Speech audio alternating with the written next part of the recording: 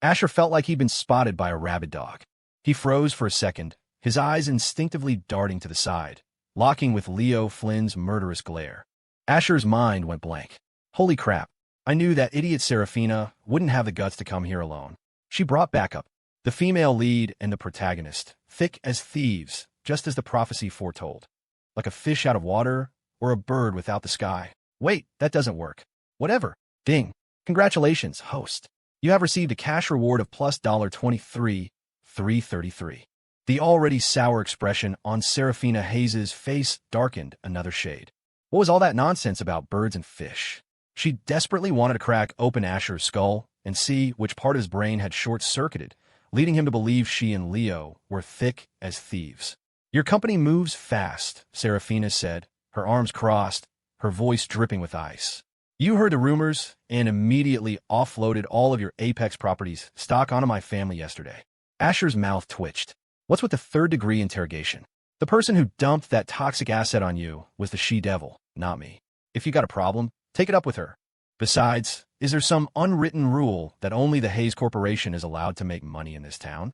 No one else is allowed to cut their losses? What kind of high and mighty BS is that? Though internally exasperated, Asher had to maintain his well-practiced lapdog persona. Saraphina, listen to me, it's not what you think. I only found out this morning. I had no idea that woman, Scarlet Joe, would turn around and sell the shares to you. I was completely out of the loop, he pleaded. If I'd known a second sooner, I would have sold them to anyone else, but you... Okay, I'm calling my own bluff. I knew, but I genuinely didn't expect the she-devil to move that fast, or that she'd target you specifically. Damn it, I was actually trying to follow the script. I didn't want her to do this. Sigh. So much for the first act, where the protagonist Leo was supposed to screw over the villain. This is so frustrating. Logically, under Leo's meticulous and sinister planning, the Vance family was supposed to take the hit. I never thought the Hayes family would get caught in the crossfire. What do you call this? Shooting yourself in the foot. Dude, can you at least aim straight? Still, the look on this dumb woman's face is priceless. Her mouth is hanging open, a perfect picture of shock. Wait, no, not again. I'm warning you. Don't you dare get moved by my heartfelt, simpering act. Asher was on the verge of tears. Saraphina was in disbelief.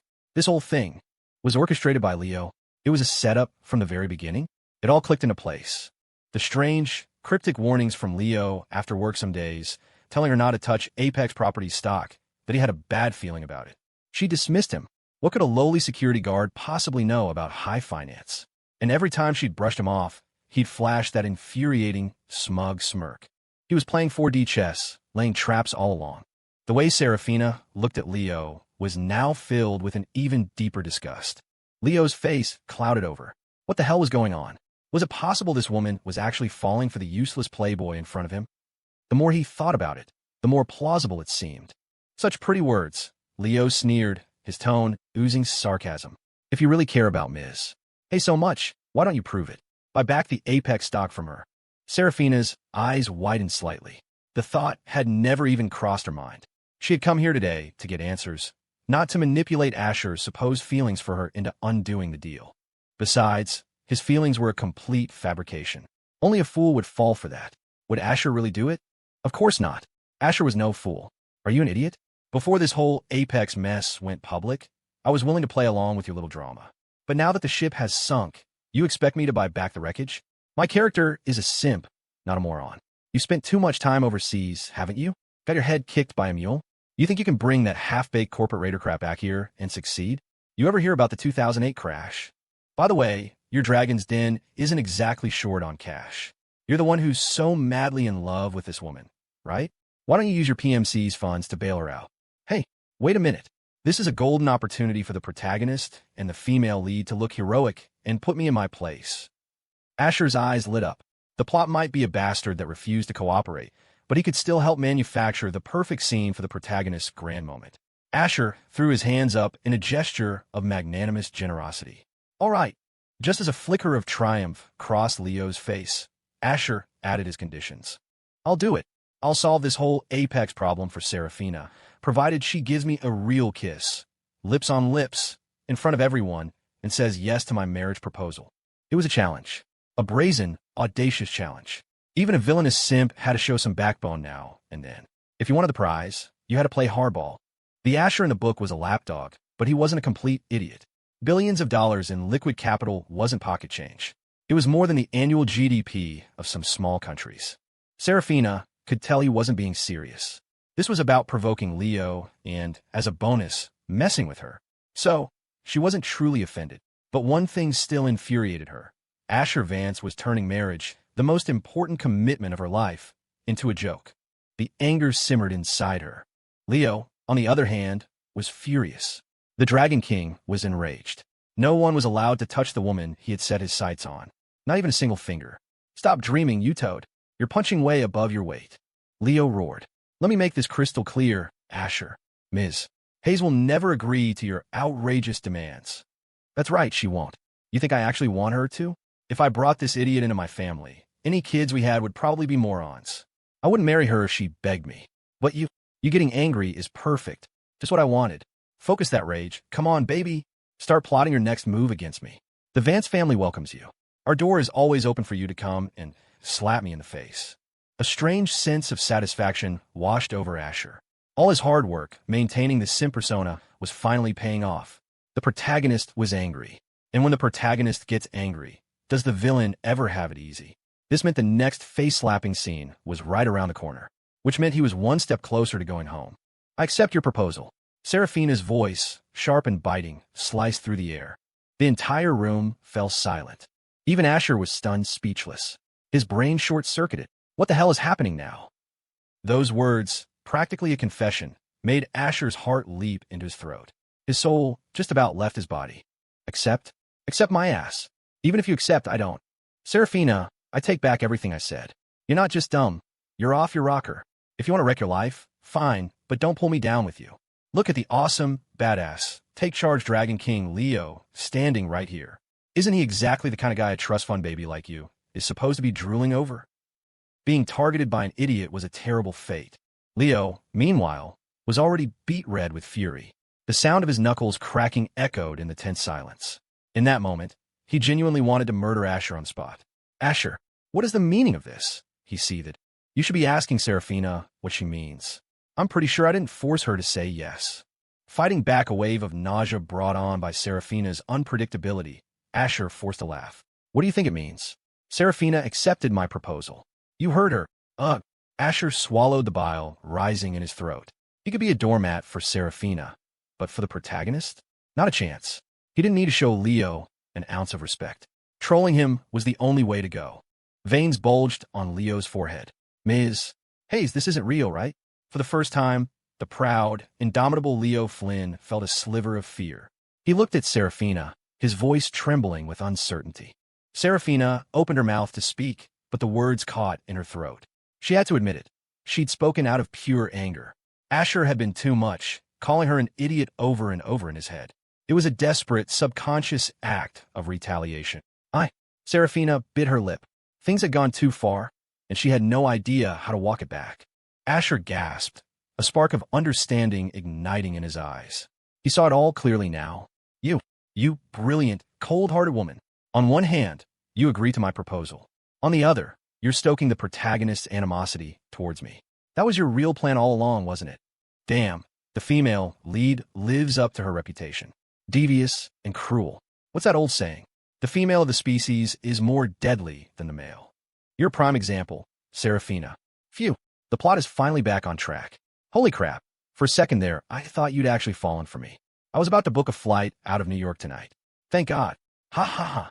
Saraphina's brow furrowed into a sharp line. I meant what I said, she almost shouted. The smile vanished from Asher's face. Leo, who had been clinging to a shred of hope, froze. If Saraphina's first declaration had been ambiguous, this one was a nail in the coffin. Leo couldn't understand it. Was it just about the money? Was Saraphina really willing to trade her body for a few $1 billion? The Dragon's Den could easily come up with that kind of cash, and more. But a woman who would sell herself for money, how was she any different from a high-class escort? He was on the verge of losing control, of delivering a single, fatal punch to Asher. But after spending some time around her, Leo knew Saraphina wasn't that kind of woman. You almost had me, woman. The greatest benefit of the protagonist's aura was that it allowed him to think clearly even when enraged, preventing him from doing something stupid like a common villain. Leo smirked internally. He didn't believe her for a second, and neither he wagered, did Asher. Click, clack, click, clack. The rhythmic sound of high heels echoed on the marble floor. A magnetic, playful female voice cut through the tension. Saraphina Hayes, has things gotten so bad that you have to come to another woman's company to steal her man for the good of your family? The newcomer was none other than Scarlet Jo. She was dressed to kill. A sharp black blazer over a crisp white silk blouse, a form-fitting pencil skirt, and sheer black stockings that accentuated her long legs. The impeccably tailored outfit clung to her curves, highlighting a figure that was nothing short of explosive. The top two buttons of her blouse seemed to be fighting a heroic battle, barely containing the porcelain skin beneath. The sight of her stunned Leo Flynn. A flicker of undisguised admiration crossed his face. So the rumors are true, he thought. New York really does produce the most beautiful women. Holy crap, the boss lady is here. Is this the wife catching the mistress? What are you talking about? Everyone knows our boss is into Ms. Hayes. Don't you know anything? Man, if the boss lady was my fiancée, I'd have given in ages ago. Keep dreaming. She's the kind of woman you'll never have in your life. Saraphina's brow furrowed, her eyes clashing with the she-devils. If you added special effects, sparks would be flying between them. Scarlet had royally screwed her over yesterday. Even if Leo was the mastermind and Scarlet was just an accessory, Saraphina felt a surge of directionless rage. Oh, thank God. My savior has arrived. She-devil, hurry up and do what you do best. Piss this idiot woman off and make her leave. Don't you dare let me down. Asher breathed a sigh of relief. Finally, a reprieve from the torture of his simp persona. Saraphina glanced down at her own elegant, cream-colored pantsuit. She was impeccably dressed and had put on light makeup before coming here. On paper, she was Scarlet's equal. Her cheeks flushed slightly. What do you mean, steal your man? Asher likes me, doesn't he? In that moment, everything became clear. She could accept failure in business. But now, she was determined to provoke Asher. Pissing off Scarlet was just a bonus. And, most importantly, it was a chance to shake off the real predator in the room, Leo Flynn. Kill 3 birds with 1 stone. Scarlet's almond-shaped eyes widened slightly. Had Saraphina had a personality transplant? In the past, Saraphina couldn't stand to be in the same room as Asher for more than 10 minutes without feeling physically ill. Leo stood frozen, as if struck by lightning. Is she telling the truth, or is this just an act? For a moment, he felt like he didn't understand Saraphina at all. Asher was just as baffled. For the love of God, please just shut up. How are words like that even coming out of your mouth? Scarlet's expression turned scornful. She crossed her arms, her full, sensual lips parting. So, you're just going to leverage Asher's crush on you to make the Vance family bail you out of your debt crisis? Every word was a dagger. Saraphina was puzzled. Scarlet had never cared about Asher before. And yesterday, after learning about the problems with Apex, she had personally and immediately orchestrated the transfer of stock to the Hayes Corporation. If Scarlet hadn't been there, if it had just been Mark Lee and some other Vance Corp executives, Saraphina would have been suspicious and wouldn't have signed a contract so quickly. What if I am? What if I'm not? Just like Scarlet, Saraphina felt something was off about her rival. She decided to test the waters. She turned to face Asher. Asher, you like me, don't you? Asher was dumbfounded. What the hell is this? The destined heroine and the destined villainess are at each other's throats, which is perfectly normal. But why are you dragging me into your catfight? Despite his inner turmoil, Asher plastered on his professional simp smile. Like you? Of course I like you. Saraphina, my love for you is an ocean, endless and deep. You're the light, the spark, my one and only superstar. Yeah, good. Then let's date. Before Asher could finish retching, Saraphina dropped the bomb. The entire room fell into a dead silence. Huh. Asher was sure his ears were malfunctioning. He swallowed hard, his body trembling, not from excitement, but from sheer panic. What? What did you say?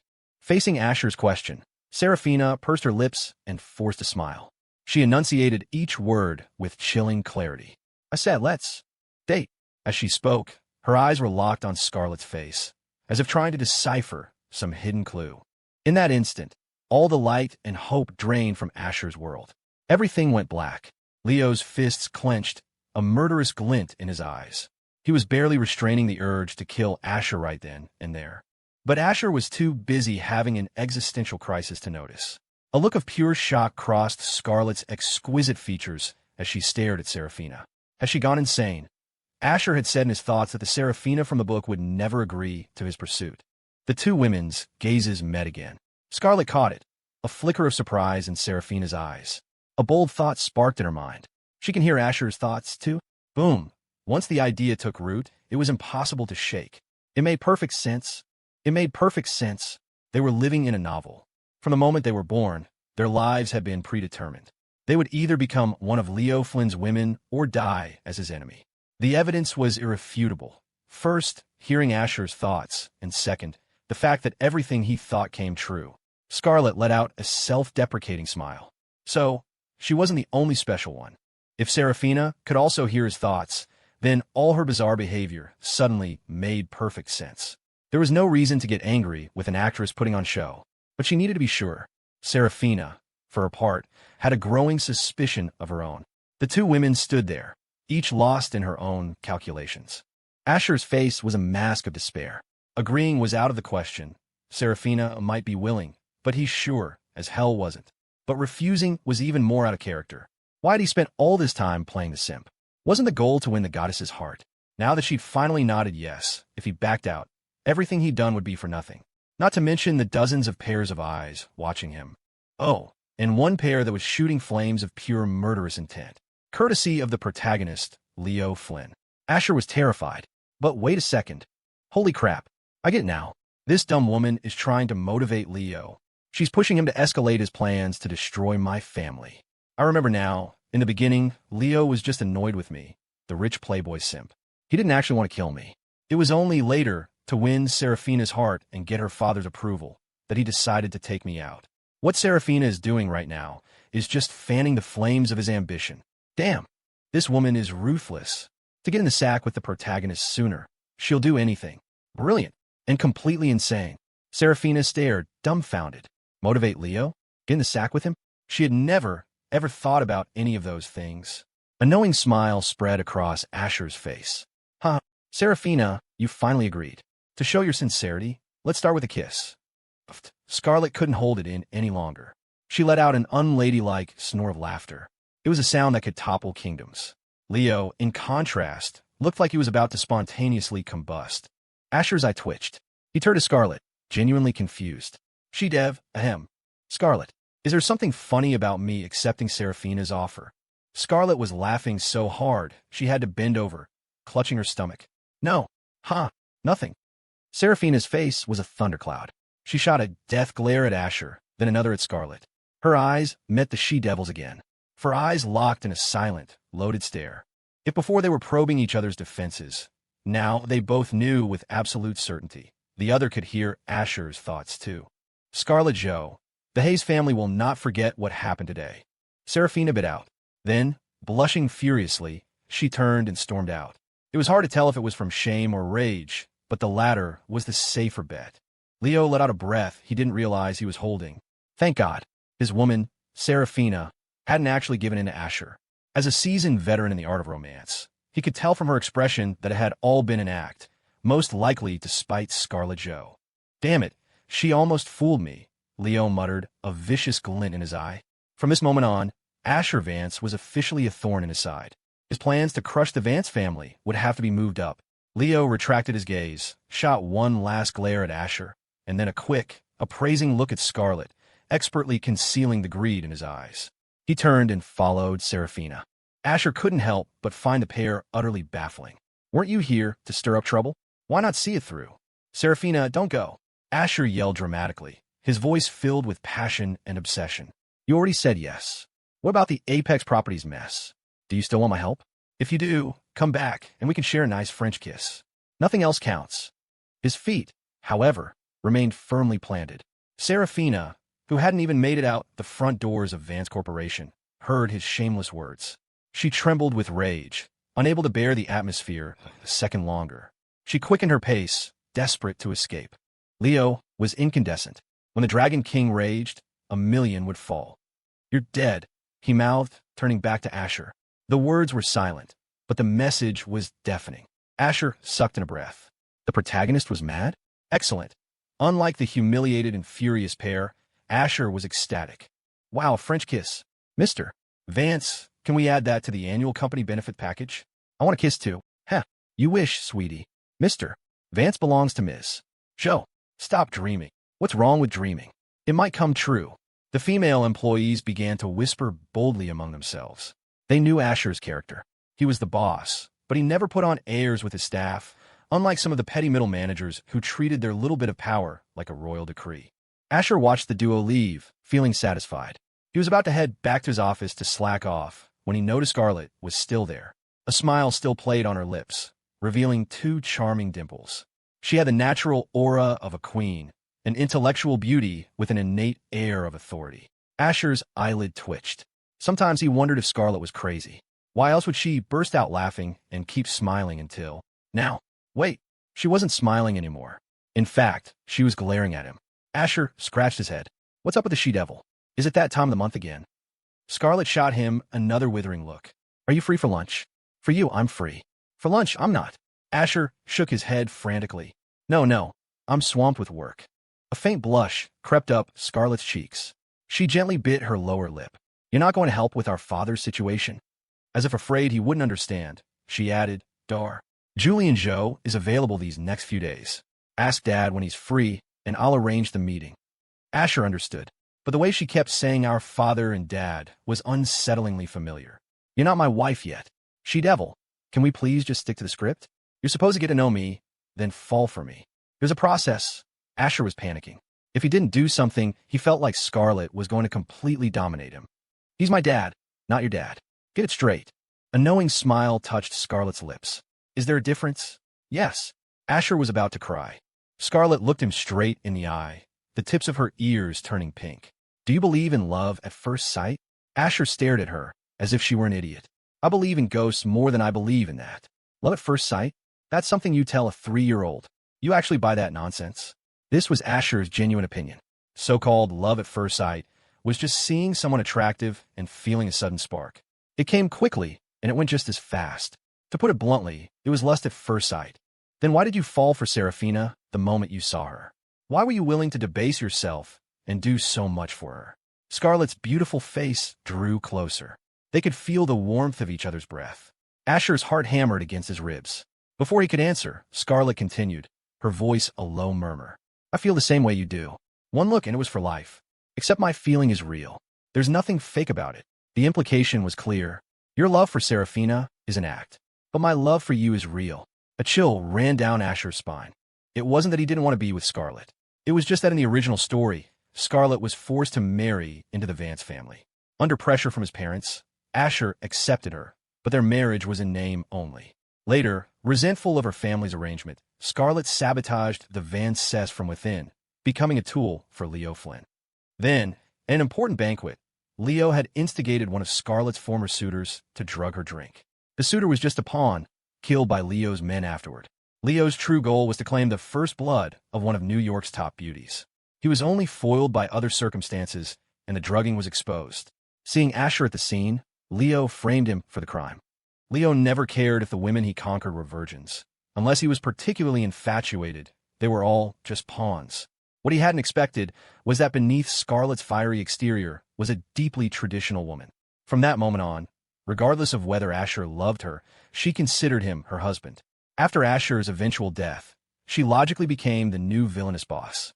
That's different, Asher finally managed to say. He had rejected the she-devil time and again. She was a woman with a lot of pride. Surely, she would finally back off now. He was dead wrong. Scarlet pressed closer, her warm breath a fragrant whisper against his skin. In a voice only he could hear, she purred, Oh, how is it different? Aren't all hearts made of flesh and blood? Yours can beat, and so can mine. Why don't you touch it, and we can compare? A faint blush bloomed on Scarlet's cheeks as she watched the flustered look on her little wolf's face. She was starting to get addicted to this feeling. Asher's gaze instinctively dropped to the straining fabric of her blouse. He swallowed hard. All right. He surrendered. He conceded. Hers were bigger. Much bigger. There's no comparison, Asher declared, taking a step back to create some distance.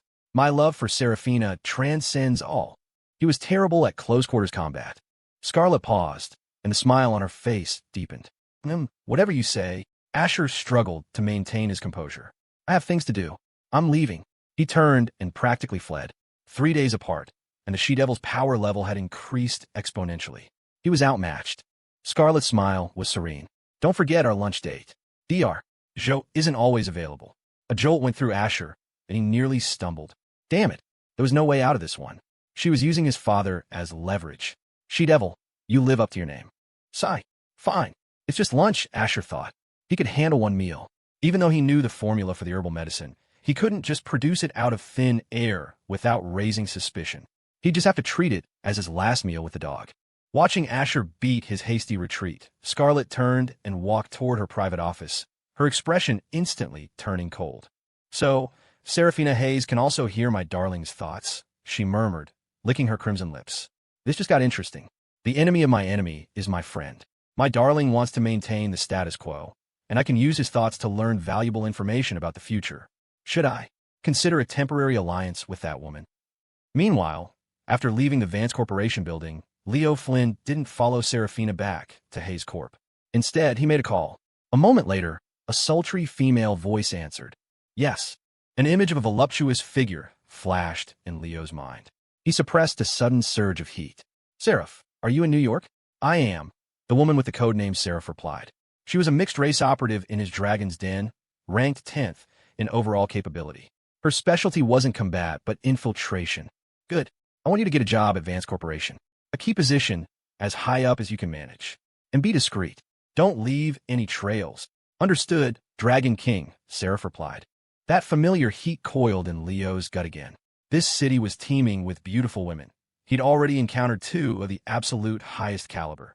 Since returning to the States, he'd been so focused on investigating his uncle's murder and getting closer to Saraphina that he hadn't indulged in months. That would have been unthinkable back overseas. He adopted a tone of feigned concern. Seraph, this is your first time in New York, right? I know you're half American, but you don't know the city. It's not like being abroad. I can show you around, help you get settled. Seraph's brow furrowed slightly, though her voice remained alluring. Thank you for the offer, Dragon King, but I can handle it. I won't trouble you. It wasn't an affectation. Her voice was naturally seductive. In the language of cultivators, she was born with seduction bones. Even as the leader of the Dragon's Den, Leo had no direct authority over his top 10 operatives. They were the core of his organization, his most valuable assets. He had to use them, but he also had to guard against them turning on him. The truth was the Dragon's Den was just a collection of powerful individuals bound by mutual interest. It was no surprise that people with real talent wouldn't be content as mere subordinates forever. Beep, beep, beep. The line went dead. Leo stared at his phone, a flicker of anger in his eyes. Bitch, I offer you an inch, and you refuse to take it. Just wait. Once I'm done with my business here, I'll deal with all of you. He narrowed his eyes. Sarah's reason for rejecting him was, frankly, absurd. A woman with a voice that could drive men insane apparently had no interest in men at all. That fact only made Leo more excited. Any woman Sarah found attractive would have to be a stunner. He was sure she'd find a new lover in New York soon enough. Then, with a little manipulation, he could have them both. But that was for later. Right now, he was feeling pin-up. A side effect of his enhancement regimen was that his libido was several times stronger than a normal man's, a convenient plot device to justify a protagonist's promiscuity. The heat surged again. He glanced at his own hand in disgust. Just one city. How could New York reduce the Dragon King to this? Supermodels like Saraphina and Scarlet are rare, he reasoned, but this city is full of beautiful women. I'll try my luck at a bar tonight. Leo was supremely confident in his looks, and he knew that women here were materialistic, that it was an era of superficiality. With his face and his funds, picking up a few knockout women should be child's play. Back at Hayes Corporation, Saraphina had just returned to her office. Before she could even settle into her chair, her assistant rushed in. Ms. Hayes, you have a call. Don't you know how to knock? Saraphina snapped, her mood foul. The assistant froze. The door had been open, and the call seemed important, so she had just walked in. Saraphina, ever the professional, took a breath and reined in her frustration. Who is it? It's the Zhou family, the assistant said, relieved. Scarlet Zhou is on the line. Saraphina's brow furrowed in thought. She gestured with a slender finger toward her mahogany desk. Put it here. Of course. The assistant respectfully placed the phone on the desk and quickly excused herself. Saraphina shifted her crossed legs into a more alluring pose, tapping a finger on the tabletop. After a moment's hesitation, she picked up the phone and dialed the most recent number in the call history. Let's hear it. If you called just to gloat, I'm hanging up, Saraphina said, her voice like ice. I'm not that petty, Scarlet replied. You're not as pure as you look, are you? This is pointless. I'm hanging up. You can hear Asher's thoughts, can't you? Seraphina's body went rigid. A realization dawned on her. So you can hear them too, she shot back. Scarlet didn't bother denying it. That's right. Seraphina's face darkened. So you used what you heard to set me up, to screw over my family. Very clever. Yesterday's events, Scarlet's bizarre behavior, it all made sense now. As the thought crossed their minds, both women paused. They couldn't tell anyone else about Asher's thoughts, yet they could discuss it freely with each other. Perhaps there was some common thread that connected them. Scarlet took a delicate sip of black tea. You should be blaming your company's security guard for that mess. How can you pin it on us? A sudden, theatrical gasp. Oh, my apologies. I shouldn't speak ill of your Prince Charming. Shut up. The mere mention of Leo made Seraphina tremble with rage, especially when she pictured his crooked, smirking smile. She wanted to smash the phone. If you say one more pointless thing, I'm hanging up. Her tone was glacial.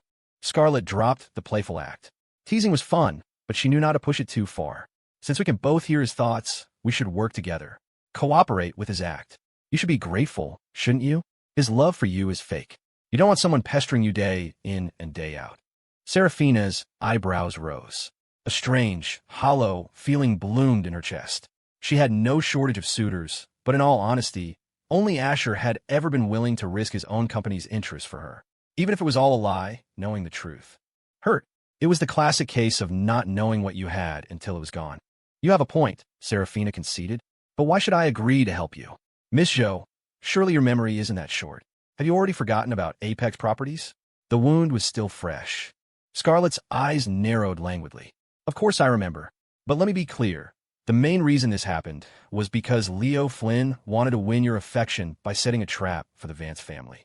It just so happened he shot himself in the foot. You. Seraphina was flushed with humiliation. Agree to cooperate or don't. It makes no difference to me and my little man, Scarlet said coolly. Honestly, I think you and that security guard are a perfect match. Beep. As Scarlet hung up, she could hear Seraphina's furious sputtering on the other end. She smiled, her almond eyes gazing out the floor-to-ceiling window. What a beautiful day. My mood is improving already. And my first date with my little wolf is this afternoon. Where should we go for lunch? Something grand, or something romantic. She crossed her long legs, an air of indescribable elegance radiating from her. Crash! Seraphina hurled her phone against the floor. Bastards! Do they really think the Hayes family is a pushover? An inexplicable frustration washed over her. She and Scarlet were already rivals. This latest incident had only deepened the chasm between them. Her rage was focused on Leo, but her anger towards Scarlet and Asher was a different, more complex emotion. Seeing them happy just infuriated her. Seraphina, I heard you went to Vance Corporation. Hey, who upset you? Harrison Hayes walked in to see the shattered phone on the floor. Dad, what are you doing here? Seraphina asked, standing up. Harrison repeated his question. You went to Vance Corp today? Did you see Asher? She nodded, her face burning with shame. I did. A wide, wrinkled smile spread across Harrison's face. Excellent. That young man is so smitten with you. I'm sure he'll buy back some of that Apex stock from us. Daughter, just listen to your father for a few days. Ask him out more. Have dinner. Go to the movies. Seraphina gave a bitter laugh, cutting him off with a hastily invented excuse. He's ignoring me. The smile on Harrison's face froze. He can't be. Doesn't he adore you? He's been chasing you for so long. It was all fake. She screamed internally.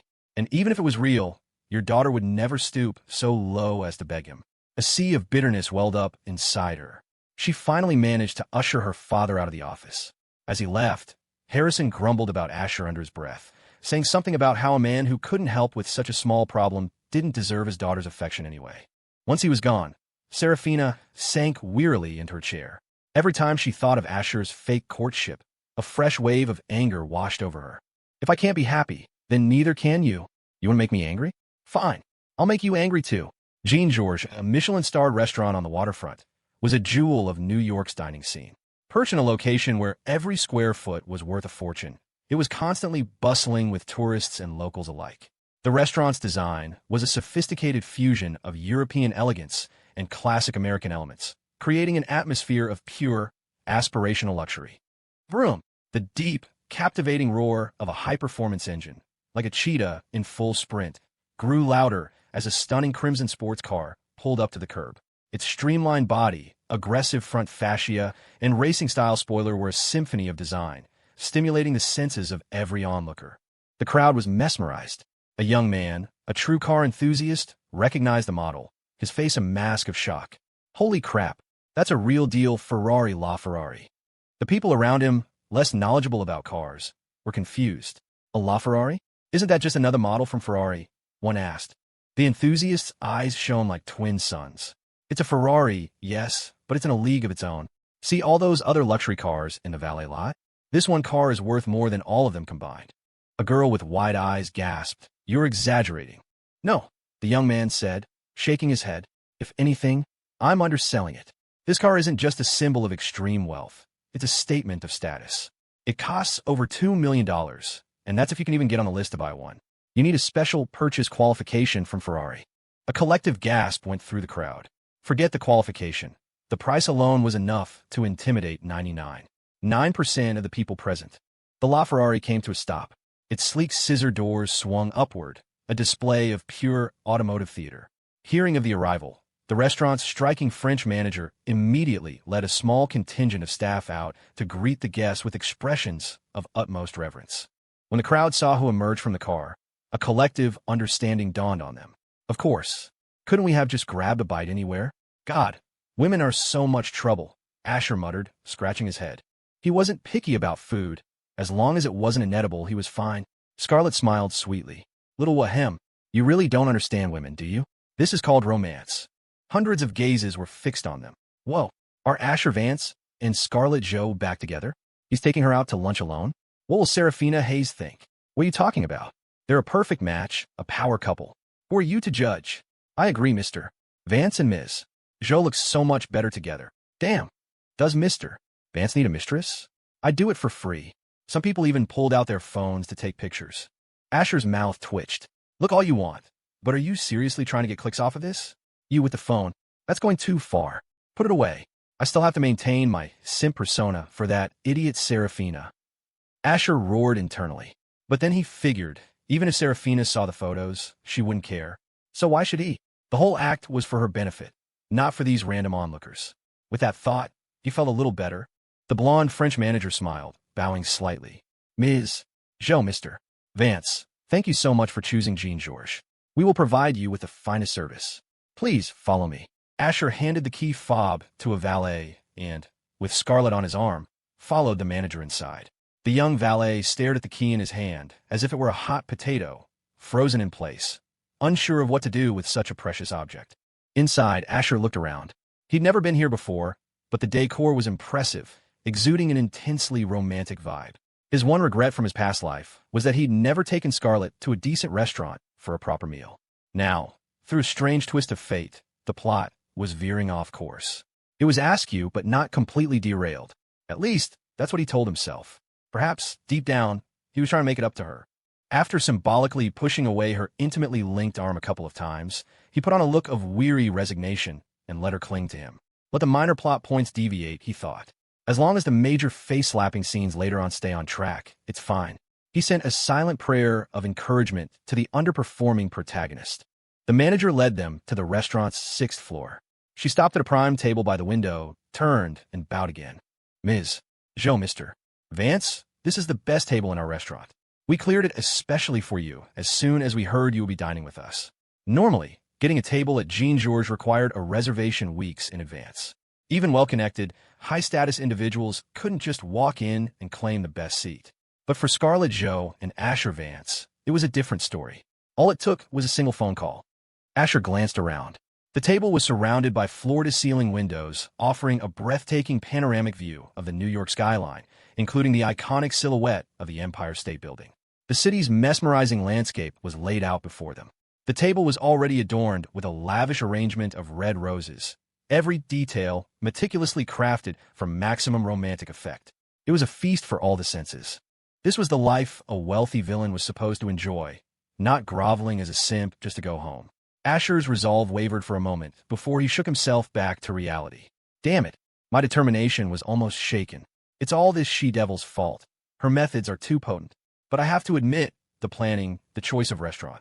She was really thoughtful. Ding. Congratulations, host. You have acquired French language proficiency. Asher was baffled. What was the point of learning a foreign language out of the blue? Hey, system. Can you give me something practical? like a miracle drug that can fix whatever is wrong with Saraphina's brain. In an instant, thousands of French words, their meanings and grammatical structures flooded his mind, becoming as natural as his native tongue. His entire demeanor shifted, gaining a new layer of sophistication. Ms. Joe, Mr. Vance, here are the menus, the blonde manager, Amelie, said, having lingered by the table. Normally, she would delegate such a task, but she had stayed personally to attend to them. Merci, belle madame, Asher said, accepting the menu, the words flowing out of him effortlessly. He was as surprised as anyone. Amelie's eyes lit up instantly. A look of pure delight spread across her face. To meet someone who spoke your native language in a foreign country was an exhilarating experience, especially when they spoke it so perfectly. Her impressive chest heaved with excitement as she switched to fluent French. Monsieur Vance, I didn't know you spoke French. Asher blinked. It was incredible. He understood every word she was saying. Getting freebies from the system was awesome. Beside him, Scarlet looked on in surprise. She didn't understand a word of French. English she could manage, but other languages were a wash. For people of their stature, the time spent learning a new language was better invested in business. You could hire a dozen translators with the money you'd make in that time. But still, to be able to speak and understand it yourself was undeniably cool. Feeling the she-devil's astonished gaze on him, Asher felt a surge of smug satisfaction. He smiled and continued in French, just a little. They say American men are so understated. Amelie gushed, her eyes sparkling.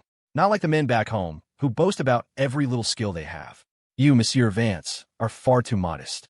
Having lived in the States for nearly a decade, Amelie had come to appreciate the cultural nuances. She found the local reserve far more appealing than the bravado she was used to. As she spoke, she leaned forward, perhaps intentionally, offering Asher an unobstructed view of her generous décolletage. Wow, it was even more impressive than Scarlet's. A woman like that must have had a tough time growing up. Out of a sense of international camaraderie, Asher smiled. I wouldn't say that. It's just a difference in culture.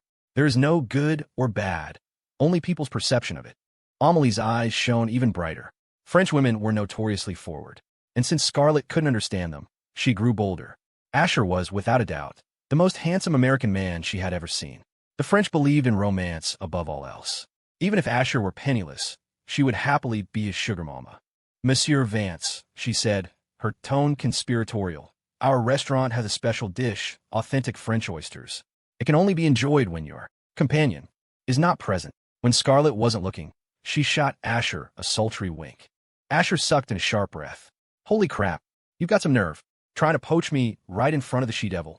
I seriously doubt my charm is powerful enough to make women fall for me at first sight. This woman is up to something. Definitely. Maybe I should book a room tonight and investigate. I'm just curious about authentic French cuisine, I swear. No ulterior motives whatsoever. He swallowed hard.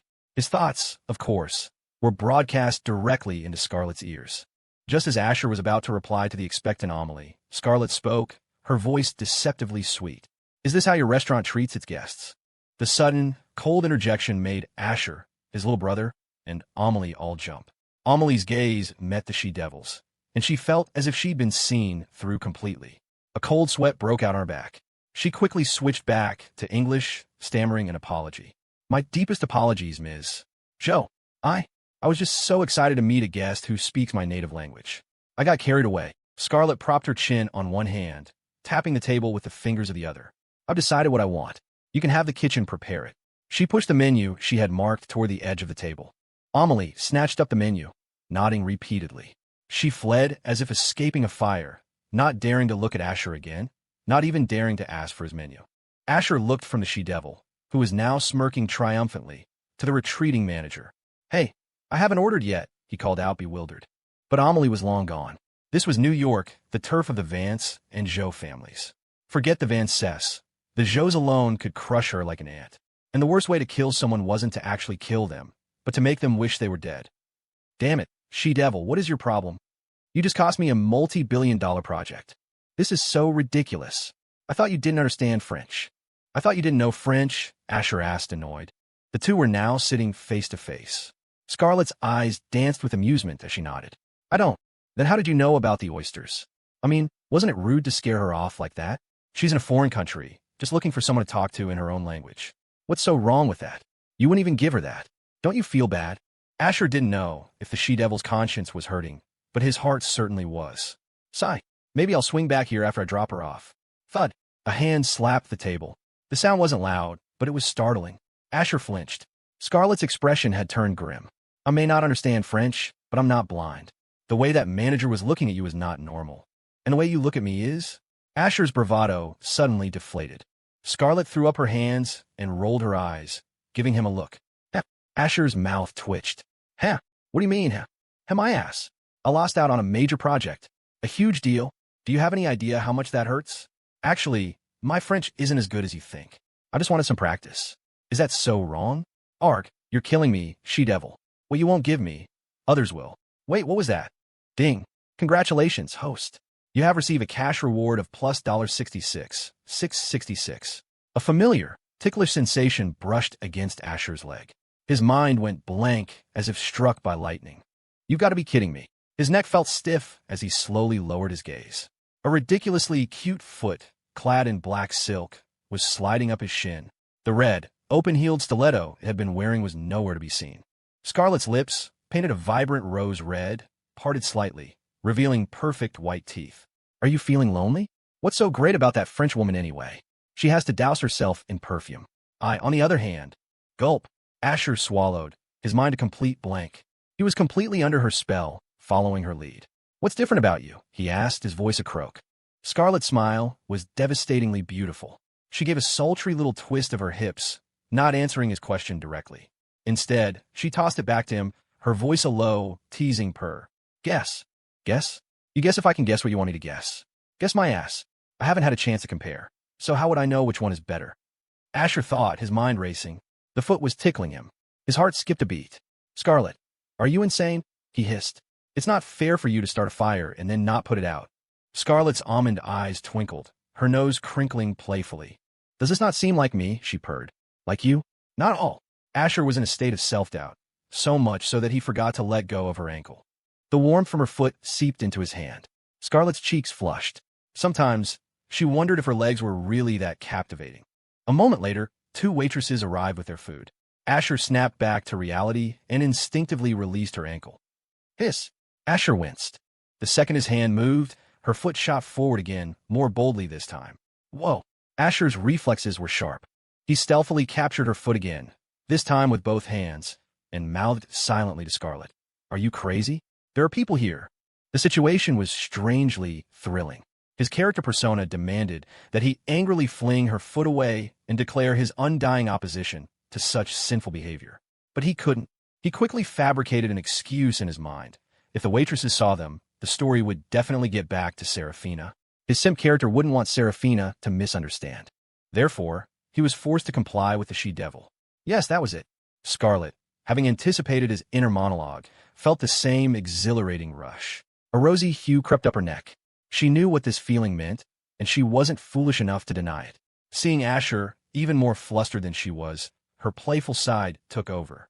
She mouthed back, so exciting. Asher, not a lip-reader, frowned. So exciting, he mumbled. Then his eyes widened in realization. All the pieces clicked into place. Not because he was a genius, but because her attack was relentless. The waitresses, oblivious, began to present the dishes. This is our peanut butter French toast, made with toast imported directly from France. You won't find this taste anywhere else, one said, rattling off the names of the other dishes. Foie gras, crepes, black truffle cheese, orbs, French lamb chops. Asher and Scarlet were too preoccupied to pay attention.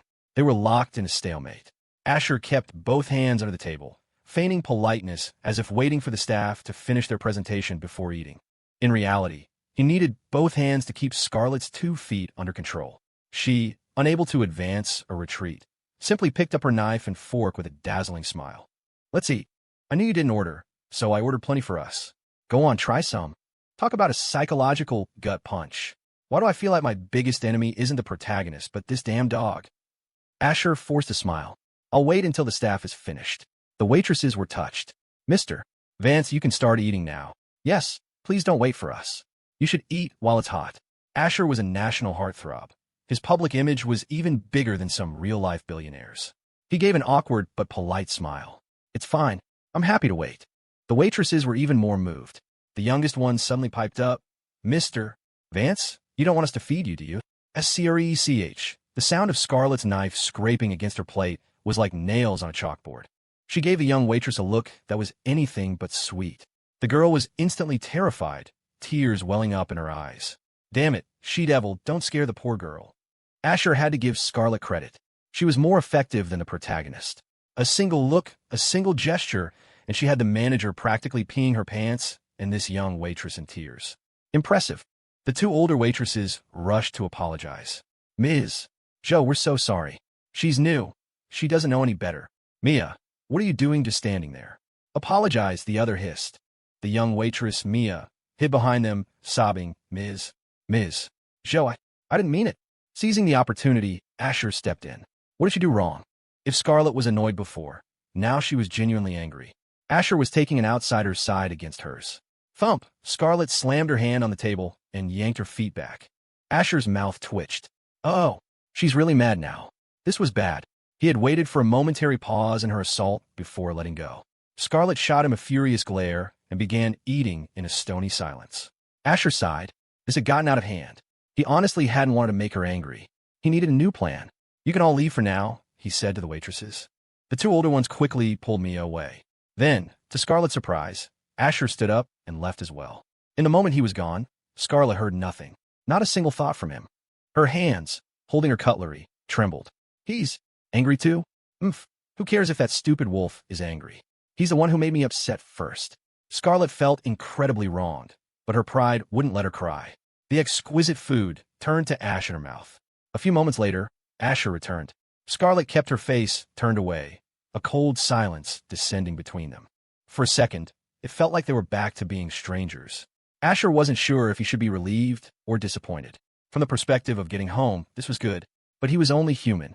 Even if she was just an NPC in a book, the ache in his own chest felt undeniably real. Sir, what piece would you like to hear? Asked the young French violinist who had returned with Asher. Asher placed several $100 bills on the table. Play a time for us. The beautiful, gentle melody of the theme from Romeo and Juliet filled the air. Scarlet's eyes widened in surprise. She knew the song well. It was a symbol of timeless, romantic love. A small smile broke through her icy facade, the anger melting away. Damn it, I shouldn't be doing this. I should be sticking to the original plot. Oh, whatever. Consider it payment for your family helping my old man. Asher told himself, and began to enjoy his meal. The food, he had to admit, was exquisite. He'd only taken a few bites when he felt that familiar, ticklish sensation again. His eyelid twitched. He had the distinct feeling he'd just been played. The parade of delicate dishes came and went, and though the meal had been a trial for Asher, it was finally over. The restaurant presented them with an elegant parting gift. Asher, uninterested, tossed it to Scarlet. She clutched it like a precious treasure, a smile never leaving her face. They confirmed the arrangements for Lawrence Vance's checkup for that evening. Afterward, Scarlet wanted Asher to take her for a drive, but he flatly refused. Lunch was one thing, but he wasn't pushing his luck. By now, he was genuinely afraid of her. He jumped in his LaFerrari and sped off, remembering she had her own driver and car. He drove around for a while, digesting, and returned to Vance Corporation around 4 in the afternoon. The moment he walked in, he saw a crowd of male employees huddled around the recruitment office, their faces alight with excitement. Some were even standing on chairs to get a better view. Curious, Asher walked over. They were so engrossed, they didn't even notice him. Dude, that mixed-race beauty is an absolute bombshell. And that body. My God, I hope she gets assigned to our department. Keep dreaming. I heard she has dual master's degrees from MIT. Your department couldn't handle that kind of genius. Holy cow, forget the body. Just looking at that face nearly made my legs give out. Huh, you didn't want your legs to give out. You just didn't want to walk away. She's insanely sexy. Not quite on Ms. Joe's or Ms. Hayes' level, but still a rare gem. Asher was confused. Mixed-race beauty? Bombshell body? Is it for real? An image of a bewitching figure surfaced in his mind. Well, I'll be damned. The protagonist is really stepping up his game, moving the face-slapping plot forward ahead of schedule. I love it. Asher grinned internally, but he needed to confirm if the woman inside was who he thought she was. Ahem. He cleared his throat lightly. Who's that? Dude, we're busy. Even the department heads are in line to get a look. Get to the back of the... Mr. Vance? The man who spoke froze, his face turning beet red. At the sound of his voice, the crowd snapped to attention. Dozens of pairs of eyes swiveled to Asher. Crap, why's the boss back at this hour? What are you worried about? We finished our work. We're allowed to slack off in our free time. Easy for you to say. Hey, if you're gonna run, don't step on my shoes. Ha! Good afternoon, Mr. Vance. The crowd scattered. Even though company policy allowed for free time after work was completed, you still had to show the boss some respect. Why are you all running? Asher said, exasperated. If your work is done, you can stay. A few of them paused, then, cheering Asher's name, eagerly returned to their spots. This only confirmed how stunning the woman inside must be. The crowd parted for him. The door to the recruitment office was open, and Asher followed their gaze to the center of attention. Standing in the interview room was a woman with a cascade of dark, wavy hair who looked more like a succubus than a human. Her figure was breathtaking, poured into a wine-red business suit. Her long, tan legs were accentuated by a pair of strappy, silver stiletto sandals that wrapped around her perfect ankles, making it impossible to look away. She radiated an aura of raw, untamed sensuality. Asher estimated she was about 5'9", a standout height for a woman, and with her heels, she was close to 5'11". Thanks to his Iron Mantle skill, Asher had grown another inch or so, putting his own height just shy of 6 feet. He could just about handle it. An old acquaintance. Seeing her again, Asher understood why his employees were rooted to the spot. She definitely had the goods. The woman inside, accustomed to being the center of attention, had learned to tolerate the stares, though she loathed them. The sudden silence from outside was unexpected. Curious, she glanced toward the door and saw him. Her target, Asher Vance. Asher watched her as he walked into the interview room. Hey, don't be rude. We let you guys look. Now you want to come in? Get out. I'm closing the door. The hiring manager shouted, then saw who it was and immediately regretted his words. Damn this mouth of mine. Why can't I look before I speak? He wanted to slap himself. Mr. Vance, what brings you here? The middle-aged manager said, rushing over with an obsequious smile. Asher raised an eyebrow. Should I leave? No, that's not what I meant. Mr.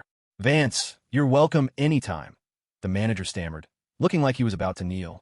As Asher sized up the woman, she was sizing him up as well. Not bad looking, I guess, she thought. A pretty boy.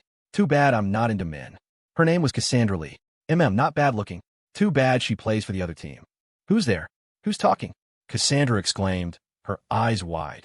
She was certain she hadn't imagined it. The voice was too real. An operative in the top 10 of the Dragon's Den didn't suffer from auditory hallucinations. Before she could process it, the voice sounded off again. So the crooked-mouthed Dragon King finally made his move. Since you're here early, you've saved me some time. I'll just find an excuse to stick you in the usual spot. Well, if that's her preference, it's none of my business. Sigh. But now the 10 beauties of Vance Corp are probably going to be in trouble. I'm letting a wolf into the henhouse. Wait, I figured out the shortcut to accelerating the plot. I just have to piss off anyone connected to the story. And pissing you off, Cassandra Lee, should be easy. Ding. Congratulations, host. Personal charm, +3. Asher smiled and extended a hand toward Cassandra. Hello, I'm Asher Vance. I'm the CEO of this company. A look of utter shock and confusion flashed in Cassandra's fox-like eyes. Cassie Lee stared at Asher Vance's outstretched hand, her expression frozen. The smirking Dragon King. He had to be talking about Leo Flynn. During her time at the Dragon's Den, she'd seen Leo flash that grin at her more than once. She hadn't thought anything of it then, but looking back now, it was undeniable. That crooked, self-important smirk. So arrogant. So disrespectful. But that wasn't the only thing that shocked her. Asher knew. He knew their entire plan. And what truly shattered her composure was the realization that, knowing full well they meant him harm, he was helping them. When the world was going on. Not shaking my hand. That won't do. The whole point is to piss you off so you'll run straight to the Dragon King with intel. Asher's smile remained fixed as he pressed the issue. Ms. Lee, you're here applying for a position at my company. Aren't you going to show your future general manager some basic courtesy? As if on autopilot, Cassie extended her hand and placed it in his. It felt soft, almost boneless. A faint, pleasant perfume wafted from her, a scent that was both expensive and captivating. Across the office, male employees watched with unconcealed envy, practically drooling. Forget winning the goddess's favor. Just shaking her hand would be enough to keep them buzzing for weeks. Power was a wonderful thing, and it was flexing its muscles right now.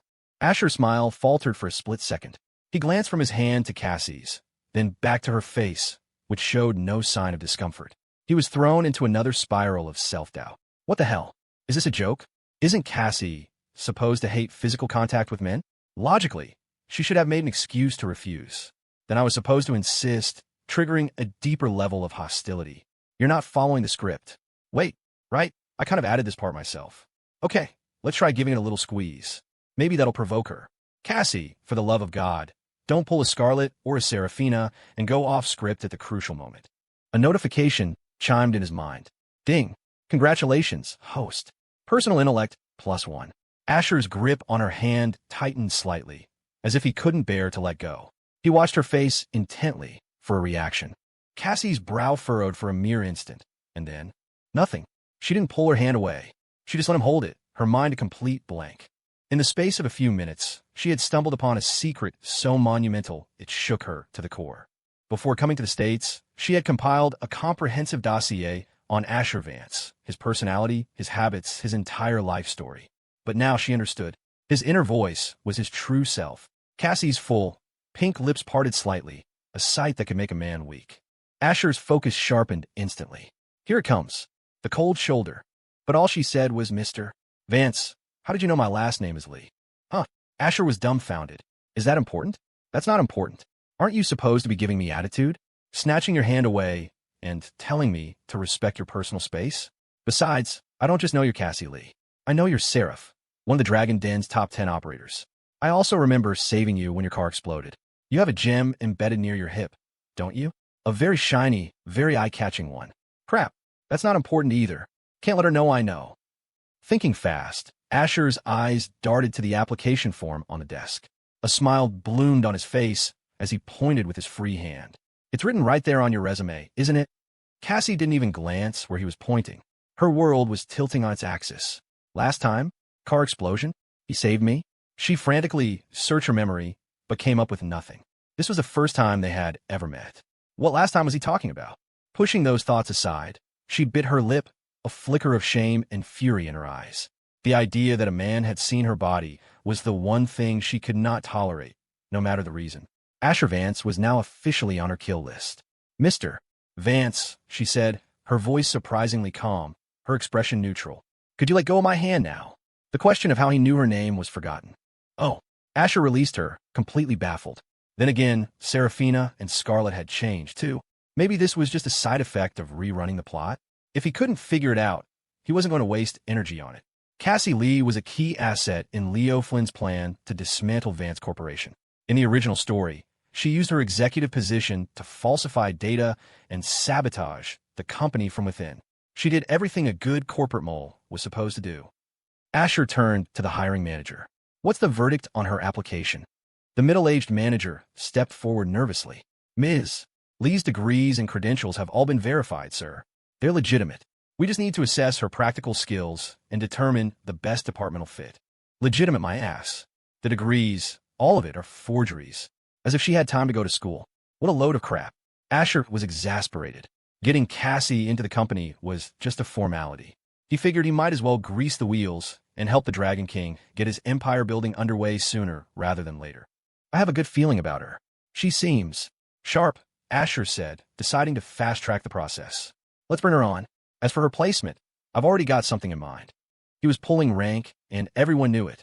The other candidates outside, who had fought tooth and nail for a spot at Vance Corp, were stunned. Some of them had qualifications just as impressive as Cassie's, yet they had to go through the whole grueling process. Asher was letting her in without a single practical test. A wave of resentment rippled through them.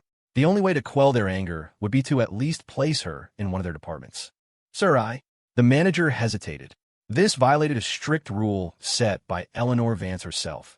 No matter how sterling the credentials, every candidate had to demonstrate corresponding skill and talent to get into Vance Corporation. Someone with a state school degree could get hired over an Ivy Leaguer if they had the real-world chops. Asher's eye twitched. An assessment? Fine. That was easy enough. He turned back to Cassie. Ms. Lee, you seem to be in excellent shape. I imagine you put a lot of work into it. A flicker of unease crossed Cassie's face. The game hadn't even started, and her cover was already blown. This man knew everything. He probably knew the inner workings of the Dragon's Den, its structure, its funding, its global operations. She managed a tight knot. I work out occasionally. So you're strong? Flexible? Asher pressed. Cassie nodded again, flustered. All she wanted was to escape. The feeling of being completely exposed was unnerving. The harmless-looking man before her was the most terrifying person she had ever met. Asher grinned. Good. A woman with your kind of flexibility. You could do a split, right? A full one. A faint blush crept up Cassie's cheeks. She had been bracing for some outrageous, humiliating demand. The hiring manager was speechless. Outside, the male employees were equally dumbfounded, a reaction that quickly morphed into giddy excitement. Please, for the love of all that is holy, do a split, they all thought. Mr. Vance's hiring methods were, without a doubt, the best in corporate history. Forget performance reviews and sales quotas. This was what really mattered. If the situation allowed, they would have already started chanting his name. A woman who could do a split was clearly management material. For Cassie Lee, doing a split was as natural as breathing. If you had legs, you could do it. It was child's play. Asher thought it was a brilliant suggestion. Quick, easy, and efficient. He let his gaze drift down. Cassie was wearing a wine-red pencil skirt that hugged a truly explosive curve, creating a perfect S-line. It was a lot. Asher's smile twitched. He hadn't considered her outfit. She had the ability, but not the right equipment. That professional skirt was holding her back. The men outside grew even more excited, their inner voices roaring. All hail Mr. Vance. Mr. Vance is a genius. This was more motivating than the last round of raises. Cassie glanced down at her attire and forced a smile, though inside, she wanted nothing more than to kill him. I'm sorry, Mr. Vance. I could do a split, but this outfit isn't exactly suitable. Asher beamed. Of course it's not suitable. If it were, I wouldn't be forcing you. That's the whole point. Do it anyway. Hate me for it, baby, and then go start some trouble. This isn't about suitability, Ms. Lee. It's about professionalism and commitment. You want this job, but you're unwilling to showcase your talents for it. How can I justify bringing you into this company? He said, his voice ringing with mock sincerity. Look at everyone out there. They all got here through hard work and proven skill. Am I right? A chorus of enthusiastic agreement erupted from the crowd. Yes, Mr. Vance is absolutely right. My buddy had better grades than me, and we applied together. But he failed the practical assessment. I was lucky enough to join this family. He still kicks himself over it every day. Come on, lady, your test is way easier than, well, about the same as ours. Show us what you've got. Faced with the clamor of the horny onlookers, Cassie felt nothing but contempt. When she first walked in, she was determined to get into Vance Corp no matter what. Not anymore. After hearing Asher's thoughts, her only instinct was to run. Mole? Screw that. I'm out of here. She shook her head. Mr. Vance, I'm sorry, but I can't fulfill your request. This job is important to me, but I'm confident that with my skills, I can find a position at any other major corporation. With that, she turned to gather her resume, fully intending to walk out. Asher's mind went blank. Oh crap, I overplayed my hand. It backfired. Are you serious right now? You're actually leaving? The Dragon King gave you a mission. Are you just going to abandon it? You're supposed to be a dedicated mole. If you leave, what am I supposed to do? Who's going to bring down my family? Who's going to ruin my corporate empire? Who's going to fill up the tank of my LaFerrari? Okay, that last part isn't your problem, but still. Swallowing the urge to curse, Asher stepped in front of her, his heart pounding. You're leaving? Cassie nodded, silent. For a moment, Asher looked genuinely heartbroken, a pained expression on his face. To an outside observer, it would seem he had really taken a liking to the stunning biracial beauty and was hoping for a little office romance on the side while pursuing Saraphina. Holy hell, you're really going? This isn't a bluff? If you leave, what about my plan for the 10 beauties of Vance Corp? I've already arranged your position. It's the same one as last time, a high-level cushy job with a lot of power. And the office is full of gorgeous women. 5 of the top beauties at Vance Corp are in that department. They might not be on Scarlet or Saraphina's level, but each one is a knockout. Some are even prettier than you. And she's gone. What a shame. I guess I'll just have to wait for the Dragon King to send someone else. Cassie's honey-toned leg, which had been about to step out of the office, froze in mid-air. She slowly lowered it, swallowed hard, and turned back around. After careful consideration, she announced, her tone suddenly bright. I've decided I should give it a try. Vance Corporation has an excellent reputation, and the salary and benefits are far superior to its competitors. Since I'm already here, I feel I must see it through. The sudden stream of ass-kissing left Asher momentarily speechless. It was surprisingly pleasant to listen to. Strange how a well-told lie could sound better than the truth, especially when delivered with such sincerity. Just look at Cassie's fox-like eyes, sparkling with earnestness. Was she playing hard to get? Asher decided he didn't care. You'll do the split, you get the job. I'll sign off on your hiring papers myself. Cassie glanced down her skirt, then at the men outside, their eyes wide as dinner plates. Asher Vance, if you're lying to me, your entire family is dead. And if I find out your so-called 10 beauties are a bunch of hags, you won't have to wait for the Dragon King. I'll take you down myself. A slight blush colored her cheeks as she stated her terms. Fine, but I'll only do it for you. Asher understood immediately. A woman of her persuasion had principles. It was a good thing. For someone like Cassie, this was a huge concession. Pushing her any further would just make her walk out again, and that would be a total loss. He turned to the others in the room. All of you out. Instantly, the hopeful faces inside and outside the office fell. The collective psychic damage was palpable. Some of the men looked like they'd willingly give up a month's salary just for a peek. Soon, the room was empty and the door was locked, leaving only Asher and Cassie inside. A few of the more desperate employees outside considered peeking through the keyhole, but Vance Corp didn't hire cheap contractors like Apex Properties. The materials were top of the line, the construction world-class. The door was solid, the room soundproof. They wouldn't see a thing. Asher shrugged. The stage is yours. The beautiful woman hesitated. After a brief internal war, she finally said, fine. Asher was already on her kill list anyway. She could just pretend a puppy was watching. She reached down, tugging her skirt up just a fraction of an inch, revealing a hint of black lace. Then, with a fluid twist of her powerful, visually stunning hips, she extended her long, honey-colored legs, one forward, one back, and pressed down until they were perfectly flat against the floor. A perfect split. Her legs formed a flawless 180-degree line. If you brought in a laser level from a construction site, you'd find they were perfectly parallel to the ground. Damn, Asher thought. This woman isn't in the adult entertainment industry. What a waste. She could probably kill a man with those legs. After appreciating the performance, he picked up her resume and nodded with satisfaction. Very impressive. You clearly have real talent. Your skills match your credentials. No fraud here. He drew a check mark on her file.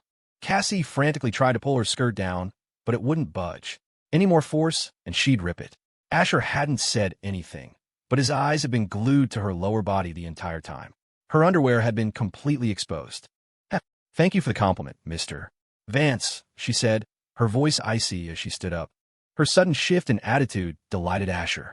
No, thank you. It's the truth. With you on our team, how could Vance Corp not prosper? Prosper until it collapses. All things in moderation, right? As long as you're unhappy, I'm happy. Now remember to start making trouble soon. Don't disappoint me. Cassie's brow furrowed. She couldn't figure him out. Which words were real and which were fake? He'd say one thing out loud while thinking the complete opposite. But his thoughts, those had to be the most honest part of him. She had decided to stay not just because of the beautiful women, but for another critical reason. Asher's inner ramblings about protagonists and the plot seemed connected to how he knew she was a mole and let her in anyway. She didn't know the secret yet, but she was determined to find out. Asher handed her resume back and opened the door. Can you start tomorrow? Yes. Cassie tucked a strand of hair behind her ear. Good.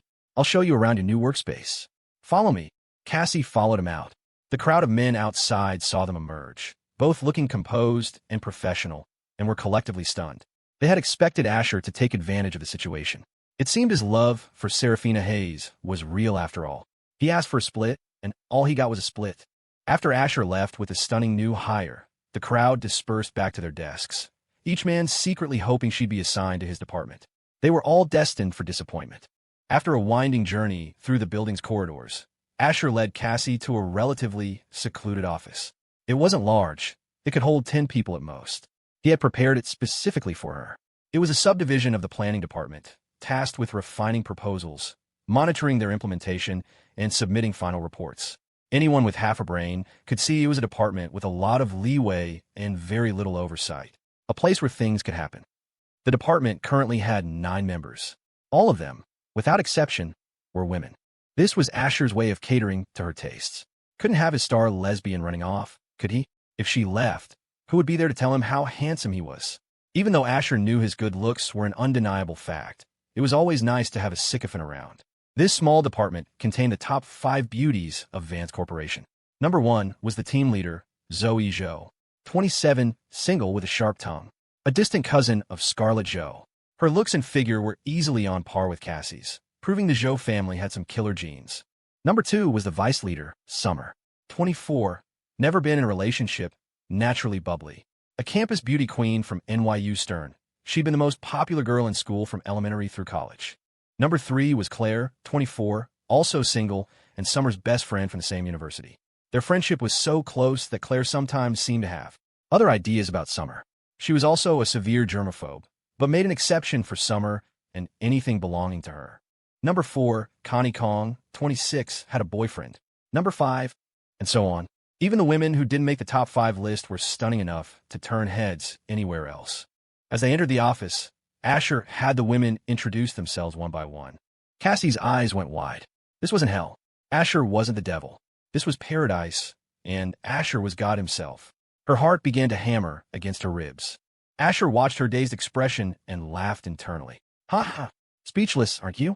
To make sure you'd stay at Vance Corp and be a good little mole for the Dragon King, I went to the trouble of gathering all these goddesses in one place for you. You need a good work-life balance, right? Even though your job is easy, just causing trouble, I don't want you to get too stressed. Man, it was a pain in the ass to keep all these bombshells hidden away here. This place may be secluded, but its reputation inside and outside the company is huge. They have countless admirers. The rest is up to you. Asher let out a silent sigh of satisfaction. After the introductions were finished, he said, "All right, this will be your new workplace. I have other business to attend to, so I'll be leaving." Cassie's eyes were filled with gratitude as she gazed at him, her look almost tender. At that moment, she just wanted to thank him for his incredible generosity. This wasn't work, it was a paid vacation. And as for the Dragon King? That bastard was so cheap he never bothered to provide a decent expense account, let alone any perks. Compared to how Asher treated his employees, Leo Flynn was a total joke. Before Cassie could say anything, the team leader, Zoe Zhou, rushed over and grabbed Asher's arm. "Mr. Vance, stay for a cup of tea before you go, won't you?" she purred, shooting him a sultry look. "What tea? Is that how you ask someone to have tea? Are you trying to test your general manager with tea? If you want to proposition me, just say it." "Nope, I'm out of here."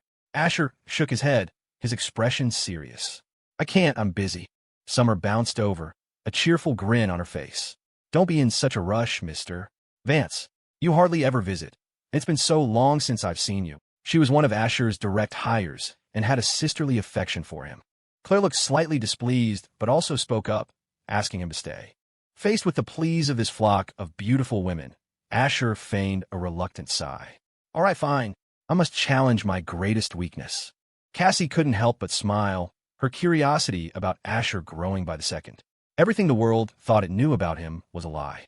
Only the voice she heard was his true self. She had never read the novel, but from his words, she deduced that this world was like a movie or a TV show, and a novel was the source material. This had to be the novel's world. In the original plot, she was supposed to get hired into this department after a while, then blackmail several of the women into grinding tofu with her. She would have used some major dirt on the team leader, Zoe, to seize control and become the queen bee of the office. This was the summary she'd pieced together from his thoughts so far. She still didn't know what the blackmail material was, since Asher had only complained about it in vague terms. Cassie licked her lips, her gaze softening. She had to admit it. Asher's sugar-coated bullets were devastatingly effective. For the first time, she considered turning against Leo Flynn. If Vance Corp collapsed, where else would she find so many gorgeous women? The United States was truly a land of plenty. The women here were exquisite, perfectly to her taste. Like Summer and Claire, especially Claire, Cassie sensed a kindred spirit in her. Under the guise of checking on his subordinates' well-being, Asher stayed for a while, sipping tea and chatting with the women. Despite his many titles, heir to the Vance fortune, New York's #1 young master, general manager, he was completely down to earth. He treated everyone the same, regardless of their status or profession. He could also be witty and charming, which was why the women adored spending time with him. Here, he could be his most authentic self, because he knew these women weren't gossips. He did, however, have to fend off Zoe's predatory stares, which sent shivers down his spine. He occasionally fell back on his lovesick puppy persona to keep her at a distance. The Zhou family was terrifying. They were experts at cultivating she-devils. This department was a sinecure. Sometimes it was busy, but most days were incredibly relaxed. The real work happened in the main planning department. This place was more of a showpiece, a lure for talent. Outsiders thought that getting into Vance planning meant spending every day surrounded by goddesses. They had no idea that once they got in, they'd be surrounded by guys just as thirsty as they were. It was well past quitting time, but because Asher was there, none of the women made a move to leave, hoping he'd stay a little longer. After another half hour, Asher couldn't take it anymore. He really had to go. As he left, he pretended not to notice the disappointed looks from the women. He hadn't gotten far down the hall when Cassie caught up to him. Asher looked at her, puzzled. What's wrong? Not settling in. Cassie shook her head and took out her phone, pulling up a QR code. No, it's not that. I was hoping I could add you on WhatsApp. I'd like to take you out to dinner in a few days. She meant it. The hand holding her phone trembled slightly. Her contact list was exclusively comprised of beautiful women. Not a single man. Even with Leo, she only communicated by phone. This was the first time she had ever proactively asked for a man's contact information, and her heart was fluttering with anxiety. Huh? Add me? Are you insane? What about your tofu grinding career? Asher sucked in a sharp breath, utterly shocked. But a moment later, enlightenment dawned. Oh, I get it. You want an easier way to pass my intel to the Dragon King. You should have just said so. I wouldn't have just added you. I'd have handed over every file you wanted. Cassie, I have high hopes for you. Keep up the good work. Asher smiled, relieved. He scanned her code with his phone and sent a request. A notification popped up, friendship request accepted. He held up his phone. There, we're connected. You can set my contact name yourself. Then he turned and walked away. Cassie stared at his retreating back, then at the first male contact ever to appear on her phone. It took her a full minute to come back to her senses. She thought she might actually be going insane, just like Asher's inner voice said. Otherwise, why would she ever add a man to her contacts? She had a severe case of emotional OCD, a kind of puritanism that couldn't tolerate a single speck of dust. Men simply did not exist in her dictionary. Today was an exception. A few days flew by. After taking the traditional Chinese medicine prescribed by Dr. Julian Zhou, Lawrence Vance's chronic health issues had shown marked improvement. This led him to double down on pressuring Asher to marry Scarlet Zhou as soon as possible. Would Asher agree? Of course not. He'd stall for as long as he could. The way Scarlet looked at him, like she wanted to devour him whole, made him fear for his physical well-being. He'd die in battle before the war even started. Before he could even give the protagonist a chance to look cool, he'd be entangled and suffocated by Scarlet. He couldn't afford to play that game, so he'd avoid it. One morning, at the breakfast table in the sprawling Vance mansion. Asher, listen to your mother for once, Eleanor said. Just move the wedding up. It would be good for both you and Scarlet. Asher felt like his ears were about to fall off. Mom, I'm full. You and Dad enjoy your meal. BM. Lawrence slammed his hand on the table in frustration. Sit down, you brat. Fine, Asher grumbled, reluctantly taking his seat again to endure the lecture. To him, getting married or not was irrelevant. It was just another scene to play out. But his parents were rushing things. Couldn't they leave a little room for the protagonist to work his magic? Let him confess his love to Saraphina a few more times to properly piss off the story's destined couple. Then the hero could rise. How dare you? A worthless playboy dares to touch the woman I, the Dragon King, have claimed? You must have a death wish. The Dragon King's fury would then bring ruin upon the Vance family. The plot would be complete, and everyone could go home happy. Dad, if you have something to say, just say it. I'm late for work, Asher said with a strained smile. Lawrence's eyes bulged as he craned his neck. How did I, Lawrence Vance, raise a son like you? Don't you understand? It's time for you to settle down. You're not getting any younger. You'll be married by the end of this month. Asher's eyelid twitched. The wedding of a Vance heir was a massive event. Every big name in the city would be there, even influential figures from D.C. He remembered from a last timeline that the preparations alone took half a month. The paparazzi coverage, the trending hashtags, it was bigger than New Year's Eve. A dizzying series of ceremonies and receptions, toasting guests from morning till night. He had been utterly exhausted. Dad, you look like you're still in your prime. You and Mom aren't that old. The government is pushing for whoosh. Before Asher could finish, an object came flying at his face. Not an Indian flatbread, but a ceramic bowl. It was a bowl-to-face assault. Before his mind could even register it, his body reflexively dodged. Crash! The porcelain bowl shattered on the floor. You ungrateful whelp. Are you trying to give me a heart attack? Lawrence was beet red, his body trembling with rage. Eleanor blushed, shooting her son a look of exasperation. Asher, what are you talking about? I wasn't. Whoa. Asher saw his father reach for another bowl. The first one had been empty. This one was full of soup. He wasn't afraid of the pain, but he was afraid of the mess. Lawrence, calm down, Eleanor said, gently patting her husband's back. Asher was trapped. He couldn't leave, but staying was miserable. The villain, forced by his parents to marry the she-devil. It could be a novel in its own right. Finally, Asher couldn't take it anymore. He was about to make a decision that would betray his ancestors. He was going to bolt. Wait, Lawrence commanded. Dad, come on. I'm already an hour late for work. You're the general manager. Who's going to say anything? Try that excuse with me again, and I'll really kick you out. I'll cut your allowance to $100,000 a month. Fine, you win. What is it? Asher conceded. $100,000 a month sounded like a lot, and it was a struggling author with a lost pet fish could only dream of such an income. But for Asher, it was nothing. The gas for his fleet of supercars, his private yacht, and his jet cost more than that. Lawrence nodded, satisfied. Your sister is flying in from overseas today. I want you to pick her up. Asher froze, a look of disbelief on his face. Are you kidding me? There was no way Chloe was coming back now. Something was wrong. An image of a petite girl with an unexpectedly formidable figure appeared in his mind. She was beautiful, yes. As a child, she'd been adorable, always trailing behind him like a little shadow. But ever since she started middle school, it was like she'd become a different person. She was cold, dismissive, and sometimes she'd even physically attack him. And don't be fooled by the fact that she was a girl. From a young age, she had begged Eleanor to enroll her in every martial arts class available, hiring the best instructors. Through grueling training, wind, and rain, day after day, year after year, Chloe had kept at it. It was no exaggeration to say that as a kid, Asher had been thoroughly beaten up by her. The incident that started it all was when Jessica Young had given him some imported candy. They were just kids. What did they know? He hadn't even realized what was happening before she'd handed it over. Maybe the little girl just thought sweet things should be shared.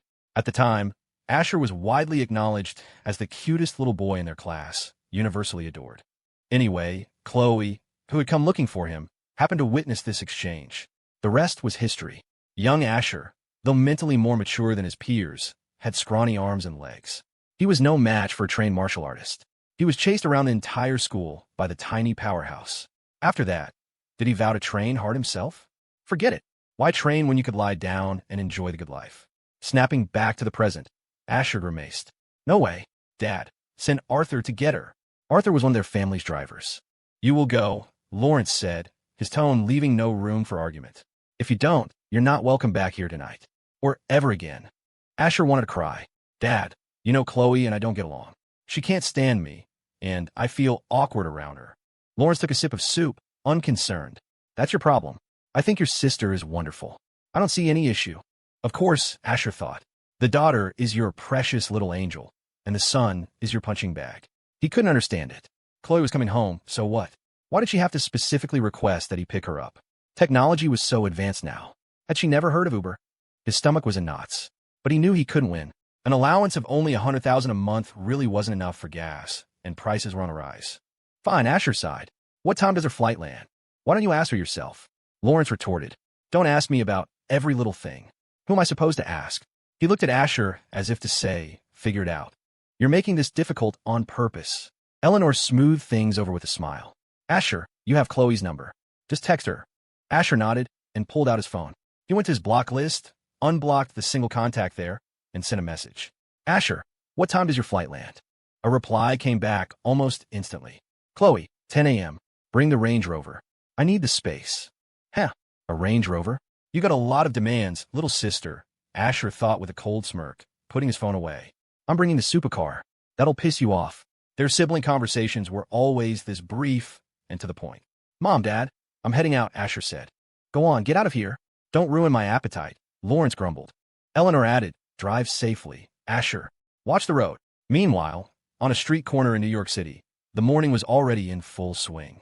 The city was a buzzing hive of activity, with crowds of people swarming the sidewalks and a river of cars flowing down the streets. Everything was humming with vibrant energy. At a popular bagel cart, a customer placed her usual order. The usual, please, Kate Young said with a smile, holding up two fingers. She was on her day off, dressed in casual civilian clothes. The middle-aged vendor grinned back. You got it. 2 everything bagels with cream cheese, 1 coffee. Anything else today? Kate shook her head. No, that's plenty. The vendor's wife, who was helping out, smiled warmly. Officer Young, would you like to try our new special? A rainbow bagel? Kate's eyes lit up. After a moment's thought, she said, sure, I'll take one. Coming right up, the woman said, expertly bagging the order while making small talk. You want a day off today, Officer Young? Kate looked a little embarrassed. Please, you could just call me Kate. The woman quickly shook her head. her weathered face honest and sincere. "Oh no, I couldn't do that. That would be presumptuous of me."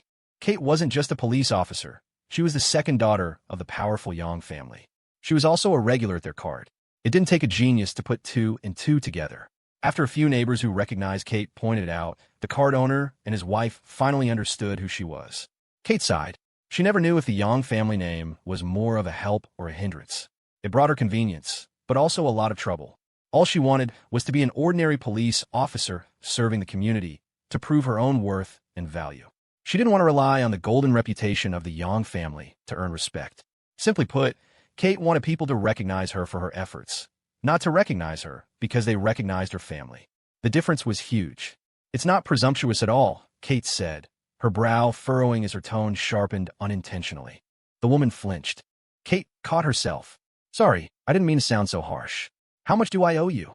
The woman recovered, offering a hesitant smile. "The bagels are $4. The coffee is $3. $11 total." Kate looked confused. "What about the rainbow bagel?" "That's on the house. A gift for you, Kate." "Stop. Thief. That's my grandson's medical money. Please give it back." A heart-wrenching, elderly cry pierced the morning air.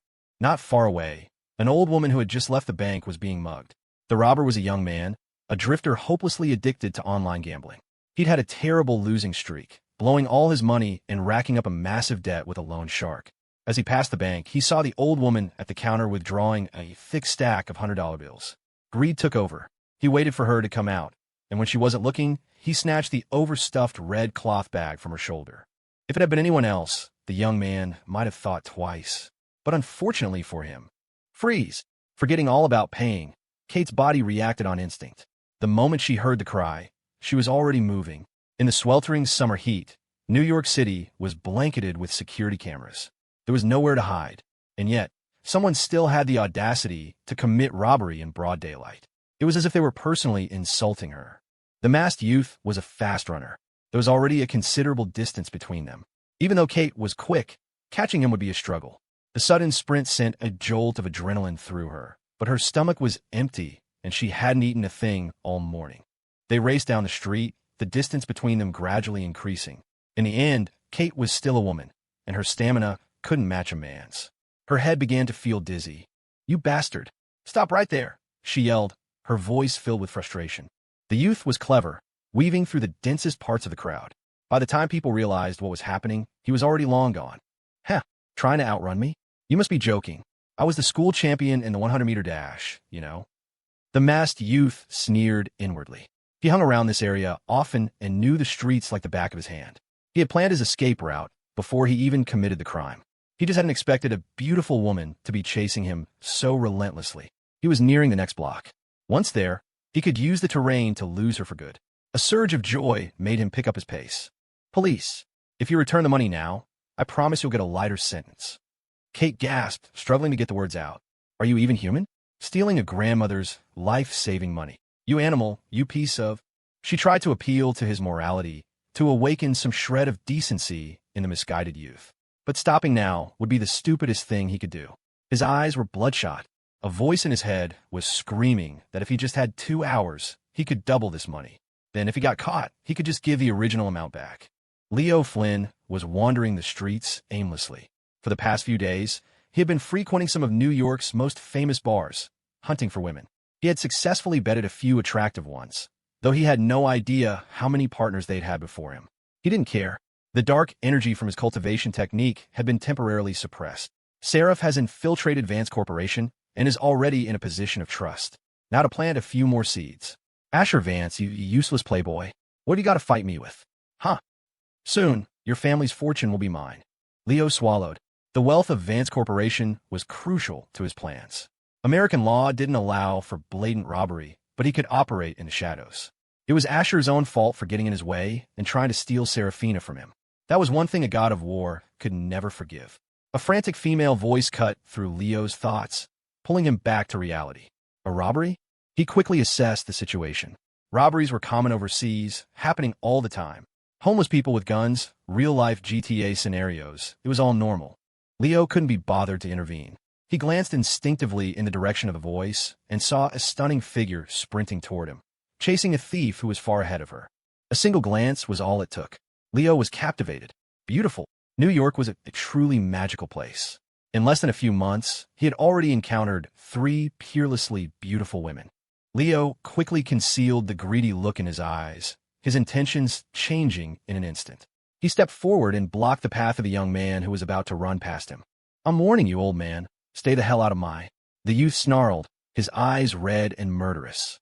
But the killing intent radiating from Leo was 1,000 times more intense.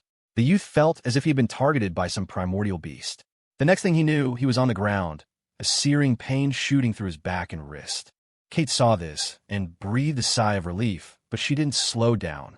A few moments later, she arrived, panting heavily. "Thank you so much," she managed to say. The youth was incapacitated. Kate bent down and snapped a pair of handcuffs, which she carried with her even when off duty, onto his wrists. Leo stepped back, standing behind her and admiring the view. A perfect face, a body with a powerful visual impact. As she leaned over, the dark fire within him was nearly reignited. Sensing a strange gaze on her, Kate turned around. "Sir, thank you for what you did." As she sized him up, Leo was also watching her, but he skillfully hid all of his darker thoughts. "It was nothing. I just can't stand thieves." Kate offered a small smile. Leo was momentarily lost in it. "So beautiful. What's your name, sir?" Kate asked. She intended to file a report back at the precinct and get him a civilian commendation. Leo flashed a lopsided, charming grin and extended his hand. "My name is Leo Flynn. Leo like the lion. Flynn like in the wind. And you, officer?" Kate was about to reach out when her mind suddenly exploded. Her expression turned strange. "Your name is Leo Flynn?" she asked, her voice filled with uncertainty. Leo paused, confused. "Yes. Do you know me?" He was starting to get suspicious. A morning bagel run. A robbery. The Dragon King. A chance encounter with the protagonist. Asher's inner voice echoed in Kate's mind, throwing her thoughts into chaos. No, I don't," Kate said, her smile looking forced. "Your name just happens to be the same as a college classmate of mine." She quickly invented an excuse. Leo's eyes lit up. He bought it. He actually bought it. That lopsided grin reappeared on his face. "Well, that's fantastic," he chuckled. "It seems we were destined to meet." Ugh. At first, she hadn't found the smile particularly strange. But now her stomach churned. She felt a wave of nausea, so strong she thought she might throw up. Ulp, seeing Leo's outstretched hand, she doubled over, one hand on her stomach, the other covering her mouth. She looked absolutely miserable. Leo froze, looking from his hand to her, then sniffing his own clothes. No strange odors. His outfit was fine. Kate's reaction was incredibly rude. A flicker of coldness passed through his eyes. Kate took a moment to compose herself. "I'm so sorry," she explained. "I was just chasing that robber, and I haven't eaten anything this morning, so..." "It's all right. I understand," Leo said instantly, his expression softening as that trademark smirk automatically returned to his lips. "Ugh, Bleck." Kate turned away, her face pale. This time, Leo found her reaction much more acceptable. There was a reason for it, after all. It was excusable. Seeing her looking so unwell, Leo, in a self-proclaimed act of chivalry, withdrew his hand. If this weren't their first meeting, and if he wasn't trying to make a good first impression, he would have stepped forward to pat her on the back. After a few moments, Kate finally recovered, though her face was still white. She looked genuinely sick. "Officer, may I ask your name?" Leo asked again. Kate didn't hide it. It would be easy enough for him to find out anyway. "Kate Young." Leo repeated the name to himself. His eyes widened in recognition. Young, and a police officer. It had to be her, the second daughter of the Young family, the head of the 4 great families. He had done his research on the power structure of New York. He recognized the name because he had also set his sights on Kate's older sister, Jessica Young. The Young family was another juicy target. But for now, his main goal was to topple the behemoth that was the Vance family. Once he controlled their fortune, the other families would fall like dominoes. Leo didn't consider himself a promiscuous man. He certainly didn't think he was a scumbag. It was all the fault of his cultivation technique. It had nothing to do with his true intentions. As a meme he had seen online once said, he just wanted to give all the beautiful women in the world a home. What was so wrong with that? "Wait, stop." Just as Leo was about to flash his smirk again, Kate quickly held up a hand to stop him. His expressions were so reflexive, like breathing or drinking water. "What's wrong?" Leo asked, confused. "Nothing," Kate said. She pulled out her phone and called Captain Miller, explaining the situation. While they waited for the patrol car, Leo made his move. Officer Young, you said you haven't had breakfast. I know a great brunch spot, and I happen to know a little about medicine. I can help you figure out the cause of your nausea. He continued, while intense exercise on an empty stomach can cause it. Your reaction seems unusually strong. I suspect it might be a symptom of something else. It's better to treat small problems before they become big ones. You should really consider my offer. Kate was inwardly astonished. She had to admit, this Leo Flynn did have some skills. But are you really blind to the cause? I feel sick every time I see you smile. She forced a pained smile. No, thank you. My family has a doctor. Leo pressed on, undeterred. My techniques are better. I guarantee you'll see immediate results. His shamelessness made her feel sick all over again. Asher's inner voice was right. This guy was a total creep who couldn't keep in his pants around women. Kate's expression turned cold. I said no. Leo felt a pang of rejection, but then he came to his senses. American women weren't like the women overseas. Some of them were still very reserved. He needed a more gradual approach to win them over. He realized he had been too hasty this time. Soon, a patrol car arrived. The money was returned to the tearful old woman, and the young man was taken into custody. Kate got into the car with them. Captain Miller looked confused. Kate, I thought you were on vacation today. The officer in the driver's seat was equally puzzled. Captain, can't you just give me a ride? Kate snapped. Miller chuckled awkwardly and rubbed his nose. Of course, of course. Evans, what are you waiting for? Drive, right? Officer, Evans replied. As the car pulled away, Leo watched it go. He was the Dragon King. There was no woman he wanted that he couldn't have.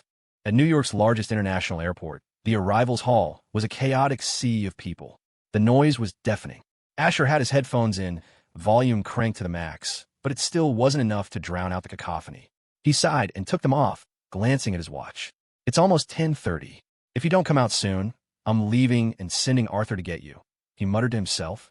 Honestly, why come back now of all times? He just couldn't figure it out. Can't we all just stick to the plot? Let's get this over with and say our goodbyes. Why is everyone going off script and causing trouble? What's the point? His phone rang, the default ringtone cutting through the noise. Finally, he answered, his tone dripping with annoyance. If you don't get out here in the next 5 minutes, Arthur is coming to get you. What did you just say? Chloe's voice was ice cold. Asher chuckled. You heard me. You dare leave? I swear this won't be over. Oh, I'm so scared. Asher shot back. With his Iron Mantle skill, he wasn't afraid of anyone. He could talk trash all day. They had been at each other's throats since middle school. Sometimes, Chloe would even resort to physical violence. He never understood why. He was being bullied for no reason, so of course he fought back. Well, the truth was he couldn't win. Was it such a crime to hang out with a few pretty girls from class? Did she have to be so dramatic? He hung up and sent her his location. Patience is a virtue. If Chloe was back early, so be it. As long as the main plot stayed on track, he didn't care. In fact, her antagonistic attitude was strangely reassuring. All the other female leads had gone crazy. At least his sister was still normal. If she wasn't, Asher might have had to prove the Tao by killing his sister, a trope where one kills a loved one for power. He'd just activate his martial arts and let her wail on him until she collapsed from exhaustion. On the other side of the airport, Chloe Vance looked at the location pin Asher had sent her. A beautiful, yet pained, smile graced her lips. She was dressed in a sleek, white jumpsuit that hugged her petite and delicate frame. Her face was small and lovely, like a porcelain doll, with large, innocent eyes. But don't be fooled by those eyes.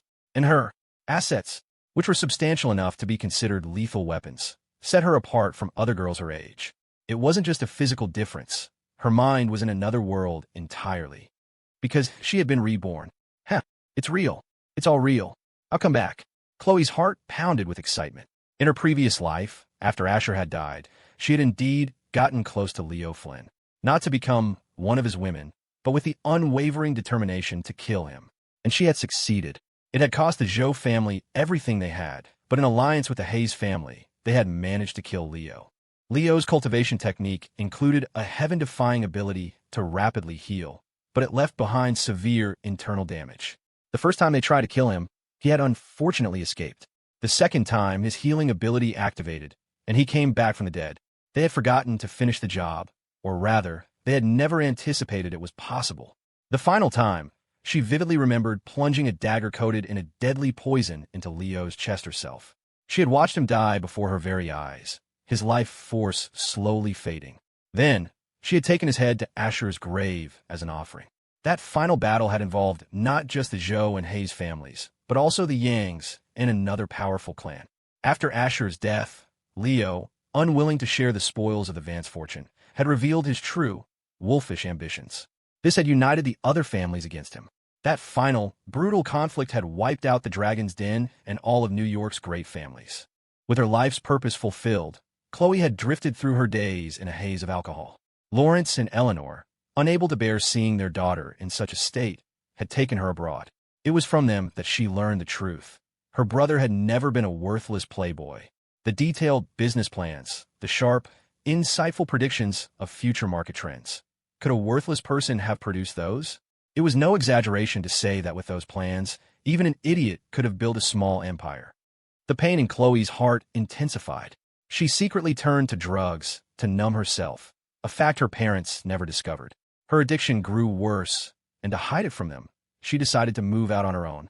It was during that time that she overheard Lawrence and Eleanor talking and learned that she was not their biological daughter. Suddenly, she saw a new reason to live. The process of getting clean was agonizing, but she endured it with sheer force of will. Through subtle questions and her own investigation, she finally uncovered the truth. She was the daughter of a pair of bodyguards who had worked for the Vance family. Both she and Asher had been born in the same hospital. The security back then wasn't great. An enemy from the Vance's business dealings had sent assassins after Lawrence and Eleanor. Chloe's biological parents had shielded Lawrence, Eleanor, and their newborn son, taking dozens of bullets for them. Out of gratitude, Lawrence had raised Chloe as his own daughter. Eleanor had done the same. Only a handful of people, they themselves and a few high-level hospital staff, knew the truth. To the outside world, Eleanor had given birth to fraternal twins. When Chloe understood everything, she cried until she had no tears left. She returned to the States, put on a white wedding dress, placed a diamond ring on her finger, and went to Asher's grave. There she slit her wrists. If they couldn't be together in life, at least they could be together in death. The white dress was stained crimson with her blood. In her final moments, there was no pain on her face, only joy. Now, she could finally be with her brother without shame. They weren't related by blood. They didn't have to care about the judgment of the world. Before she died, Chloe had arranged everything. The overseas businesses built on Asher's plans were thriving. Lawrence and Eleanor would be able to live out their golden years in comfort, with more than enough to spare. I have returned. For those who cannot, a stunning smile spread across Chloe's face. In this life, Scarlet Joe, Saraphina Hayes, Jessica Young, Kate Young, and all you other sluts whose names I can't be bothered to remember. What have you got to fight me with? And you, Leo Flynn. The pain my brother suffered, the pain I suffered, the suffering our family endured. I will make you pay for it in blood. The memories of her past life had flooded back to her a few days ago. It had taken her a while to process everything. Then, she had immediately withdrawn from school and booked a flight home. She had to come back for the world that still existed. Hi, excuse me. You're Asher Vance, right? The national husband? A group of young Korean women crowded around him, their Mandarin slightly accented. Asher was baffled. He was famous overseas? He had fans? He smiled. That's me. Wow, it's really him. I can't believe we met him in person. This is amazing, one of the girls squealed, jumping up and down. The other two were equally thrilled. The United States, one of the most powerful countries in the world. And he was the son of a New York City tycoon. If they could latch onto him, not even as his main girl, but as his sixth, seventh, eighth, or ninth, they would be ecstatic. He had more money than they could ever spend. My name is Jong Ali, said the girl whose English was slightly better than her friend's. She extended a delicate, pale hand. Asher suspected the dam system had secretly boosted his charisma stat. He'd been drowning in romantic attention ever since he was reborn. Another one who wanted to buy him dinner. Seriously, have some shame. But he couldn't really blame the system. In his previous life, aside from following the plot, he had mostly been a homebody, going for drives or boat trips alone to deserted places. If he had gone to places with more women, given his looks and fame, there would have been a line of vixens waiting to ask him out. That hand looks so soft. It's just a friendly international greeting. Asher made an excuse for himself and reached out. Hello, Jong-ah. It's a pleasure to meet you. Asher. Who am I? Where am I? What the hell am I doing? His hand was left hanging in midair. Because the hand that had grasped Jong-ah's was not his, but a smaller, yet surprisingly strong one. Jong-ah stared, first at the small hand holding hers, then at its owner. Her good mood evaporated. The person she wanted to shake hands with was Asher. Looking at the girls. Formidable assets. Jong-ah, who was an A-cup, felt a pang of inadequacy. She instinctively saw this girl as a rival. Survival of the fittest. Hey, I'm not bad-looking either, okay? And I'm all natural. No plastic surgery. Jong-ah forced a smile. And what's your name? Still not leaving? Interesting. Chloe's lips, painted a daring shade of pink, curved into a sweet, harmless-looking smile. Do you really want to know? A sudden chill ran down Jong-ah's spine. One of her friends, oblivious to the tension, saw how cute Chloe was and instinctively reached out to pat her on the head. In a flash, Chloe grabbed the descending hand. In one fluid motion, she twisted, using her hips for leverage, and executed a perfect shoulder throw, slamming the Korean girl onto the hard floor. The girl landed with a painful thud. Ah, she cried out in pain. Asher was speechless. Don't you know the proverbs? You can't touch a tiger's butt, and you can't touch Chloe's head. Didn't you do your homework before coming here? He felt no sympathy for the girl. He had made that mistake once as a kid. While Chloe was sleeping, he had mischievously ruffled her hair, partly for revenge and partly to see if it would create static electricity. Well, he didn't see any static, but he certainly got a beating. Jong-ah rushed to her friend's side. What's wrong with you people? Why did you hit her? She yelled, incensed. The commotion drew a crowd of onlookers. What happened? I think that girl just assaulted someone. Whoa, damn. She's, scary. Where's security? Isn't anyone going to do anything? In no time, several uniformed security guards arrived. Jong-ah angrily explained. I thought Americans were supposed to be polite. My friend just wanted to pat her head as a friendly gesture. She didn't have to accept, but she had no right to attack her. The security guards listened, trying to understand the situation. The three Korean girls did most of the talking. This was an international terminal, and staff often showed a certain deference to foreign travelers. From their perspective, it seemed Chloe had overreacted. If you don't want to be touched, you say so. Escalating to physical violence was unacceptable, regardless of the reason. The crowd started murmuring, pointing at Chloe. Most of the people here were foreigners, and many of them carried an innate sense of superiority, as if they were gods just for being in America. The security guards started to approach Chloe, intending to lecture her. She stood there with a cold expression, ignoring the world around her. The whispers and judgments of others meant nothing to her. The trials of her past life had forged her will into something unbreakable. Otherwise, she never could have killed Leo Flynn, a man blessed with the protagonist's luck. Are you kidding me? Asher thought. Even if his little sister was one of the heroines, a future key ally for the protagonist, blood was thicker than water. He wasn't about to let anyone lecture her. You all heard her. Asher stepped forward, positioning himself in front of Chloe. That girl tried to touch my sister's head first, without her consent. Isn't that considered harassment? He just wanted to get his little she-devil home and be done with it so he could go have some fun. Wait, is that Mr. Vance? One of the guards recognized him. At Asher's prompting, some of the American passengers also realized who Chloe was. Oh my God, that Korean girl got what she deserved. Who touches the head of a Vance without permission? Does she have a death wish? Dude, who is that? It's normal if you don't recognize her. That's Asher Vance's sister, Chloe. She rarely makes public appearances. Heh, and these girls think they have a point? Who likes being touched by a stranger? And they have the nerve to call it a friendly gesture. Why don't you let me pat your ass as a friendly gesture? Dude, you're a legend. He's got a point. The American passengers were surprisingly united, turning the tables on the three Korean girls. Other foreign travelers, hearing Asher's explanation, also agreed. In some parts of Europe, such an act was a criminal offense that could land you in jail. The tide of public opinion had turned. The security guards looked mortified. They had almost blamed the wrong person. They hurried over to apologize to Chloe. Miss Vance, we are so sorry. We completely misunderstood the situation. It was these students' fault, not yours. How would you like to handle this? Do you need us to call the police? Their faces were serious. This was no joke. If the three girls had malicious intent, this could be more than just harassment. Chloe, snapping out of a daze, waved her hand dismissively. That won't be necessary. She remembered when she was very young, Lawrence had taken them to visit a friend at a private estate. Chloe, a natural athlete, even as a child, had been running around playfully, leaving her nannies far behind. Eventually, she ran out of energy and got lost in a vast estate. For the first time, she felt real fear. Then she encountered a Doberman that was off its leash. She ran for her life, but she was exhausted and fell. Just as she felt completely helpless, a little boy appeared. He looked relieved to find her. Without a second's hesitation, he threw himself in front of her, using his small body to shield her from the charging dog. Even as the Doberman bit him, drawing blood, Asher didn't back down. Finally, the adults arrived, and shot the dog on the spot. In Chloe's memory, at that moment, Asher had been bathed in a brilliant, captivating light. It was from that day on that she had fallen deeply in love with him. This was the catalyst that would eventually lead to a major deviation from the novel's original plot. There were many other small, seemingly insignificant things that young Asher had done, creating a butterfly effect. But in Asher's memory, the scene was a little different. Holy crap, I finally found you. You're a future heroine, a crucial side character who's supposed to help the protagonist crush me.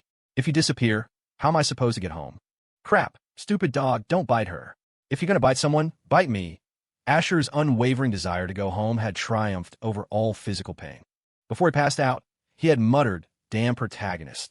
The plot hasn't even started, and I'm already serving my face up on a platter for you to slap.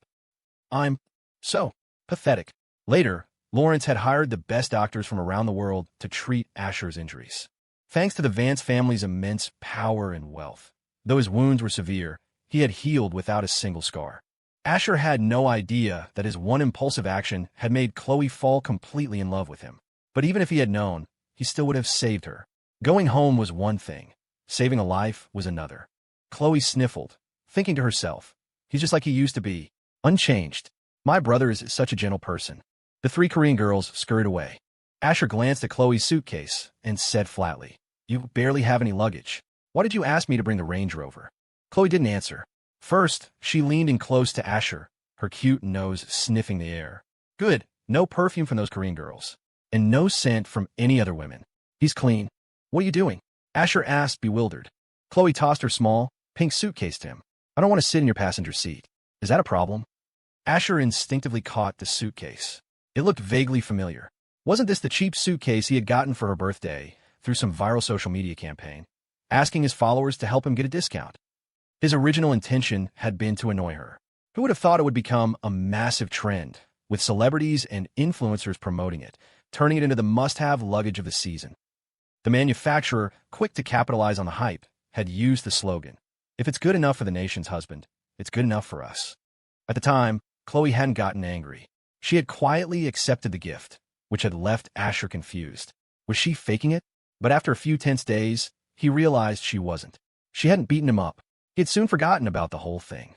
"Who said I wanted you in my passenger seat? Sit there or don't, I don't care," Asher shot back. Chloe, walking ahead of him, smiled, a pair of playful dimples appearing on her cheeks. "Silly boy, I was just kidding." In the previous life, Asher had brought the Range Rover, which had infuriated her. They had been in the middle of a Cold War, so she had reluctantly sat in the back. The reason for their fight was simple. When she hit puberty, Chloe realized her love for Asher had become an obsession.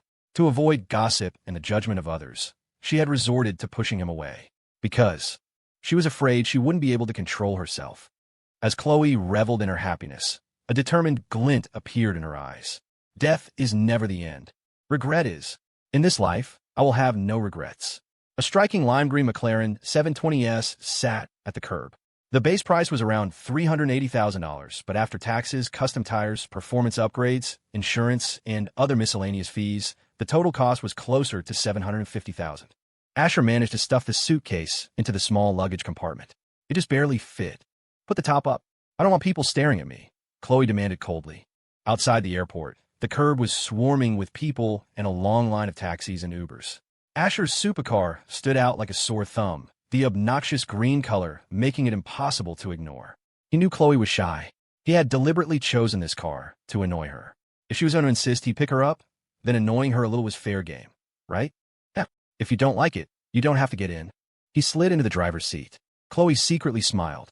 My brother is so easy to fool. He fell for her again.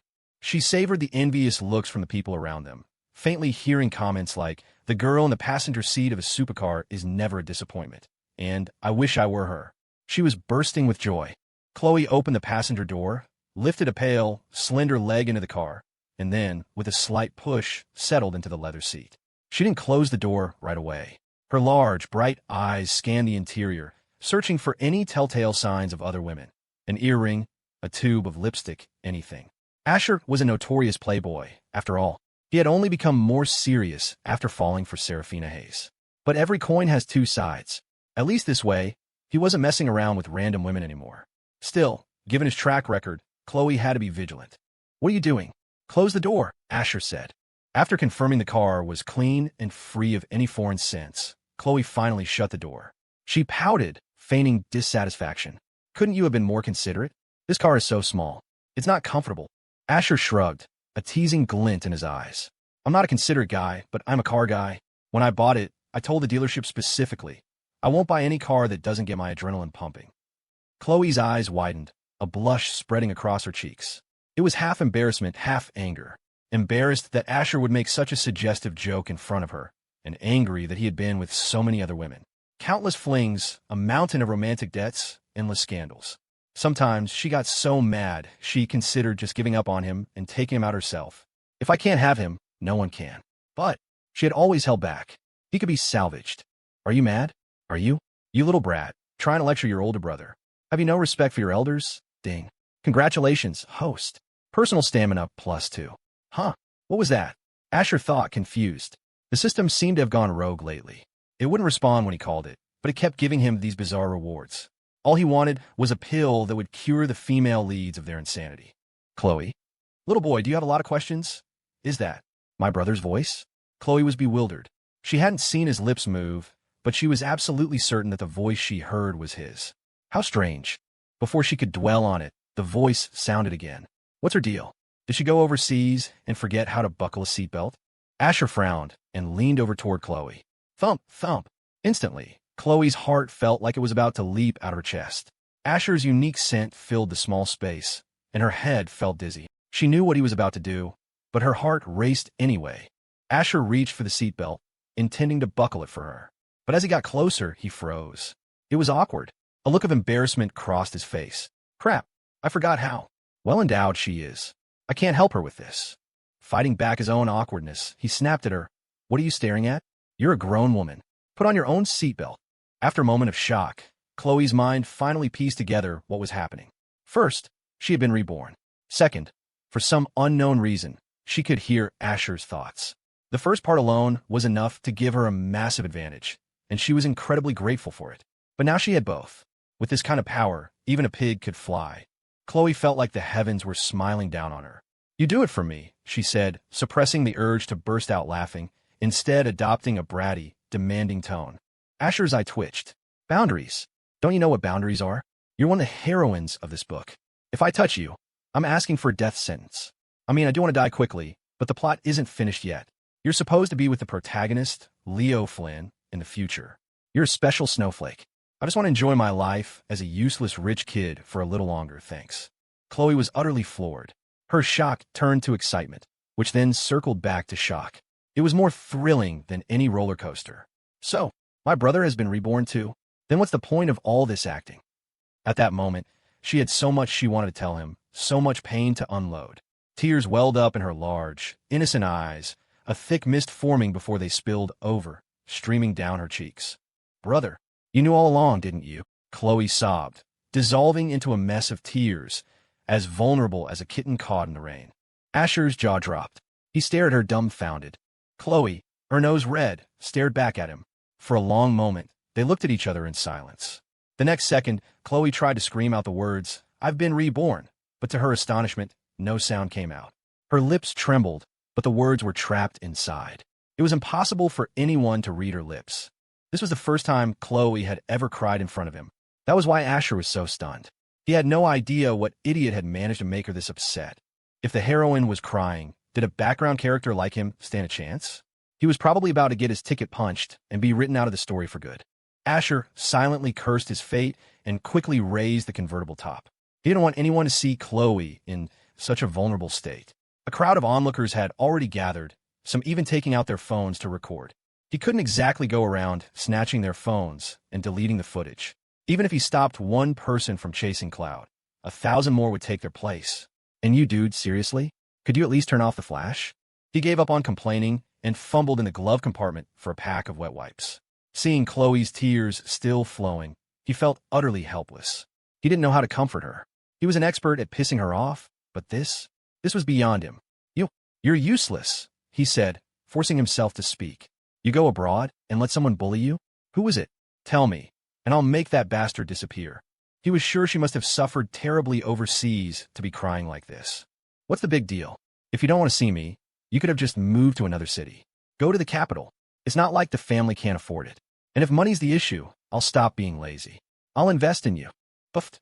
Chloe burst out laughing through her tears, a bubble of snot forming at her nose. Smack! She slapped him across the cheek, though not with much force. Turn your head. Don't look. And give me the wipes. Asher's mouth twitched. You cried, so you're the boss. Getting hit by a heroine wasn't the end of the world.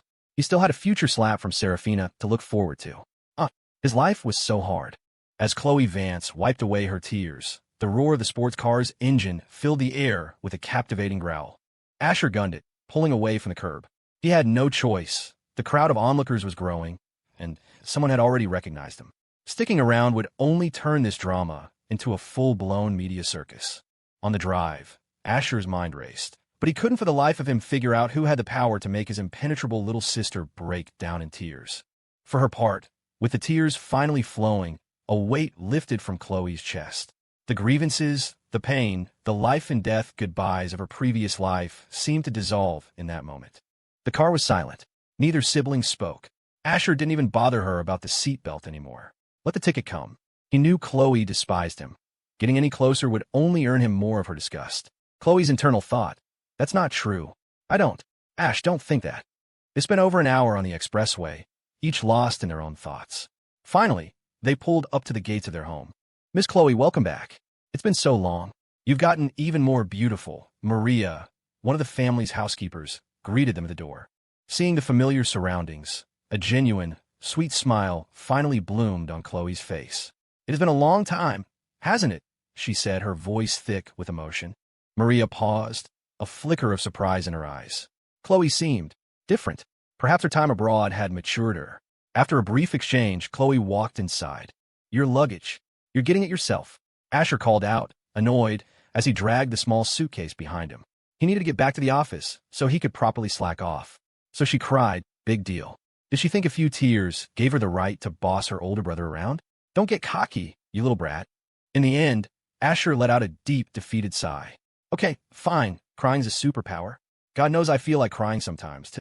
Just as he was about to enter the mansion, Maria called his name. What is it, Maria? Asher asked, surprised. Maria glanced inside, making sure no one was listening before lowering her voice. Sir, Mr. and Mrs. Vance are back. Asher shrugged. So? They live here. Mr. Vance is furious, she whispered urgently. He said he's going to make you pay the second you walk through that door. Asher froze. What the hell? Who did I piss off now? This is insane. He looked down at the suitcase in his hand. Maria, I have a small favor to ask. You see this suitcase? Oh dear, I think I hear the dryer buzzing. Maria said, suddenly very busy, and scurried back inside, leaving Asher alone to twist in the wind. A cold breeze snapped him out of his stupor. Damn it, nice guys finish last, he muttered, trying to psych himself up. From this moment on, I'm a bad guy. He swallowed hard, gripped the handle of the suitcase, and steeled himself to walk inside. He just hoped his Iron Man training was enough to withstand his old man's thick leather belt. Forget the physical beating, it was the psychological warfare he really dreaded. Inside the spacious living room, Eleanor Vance's voice, laced with mock exasperation and boundless affection, drifted out. It's only been a few years, sweetie. We just video chatted a few days ago. You're going to squeeze the life out of me.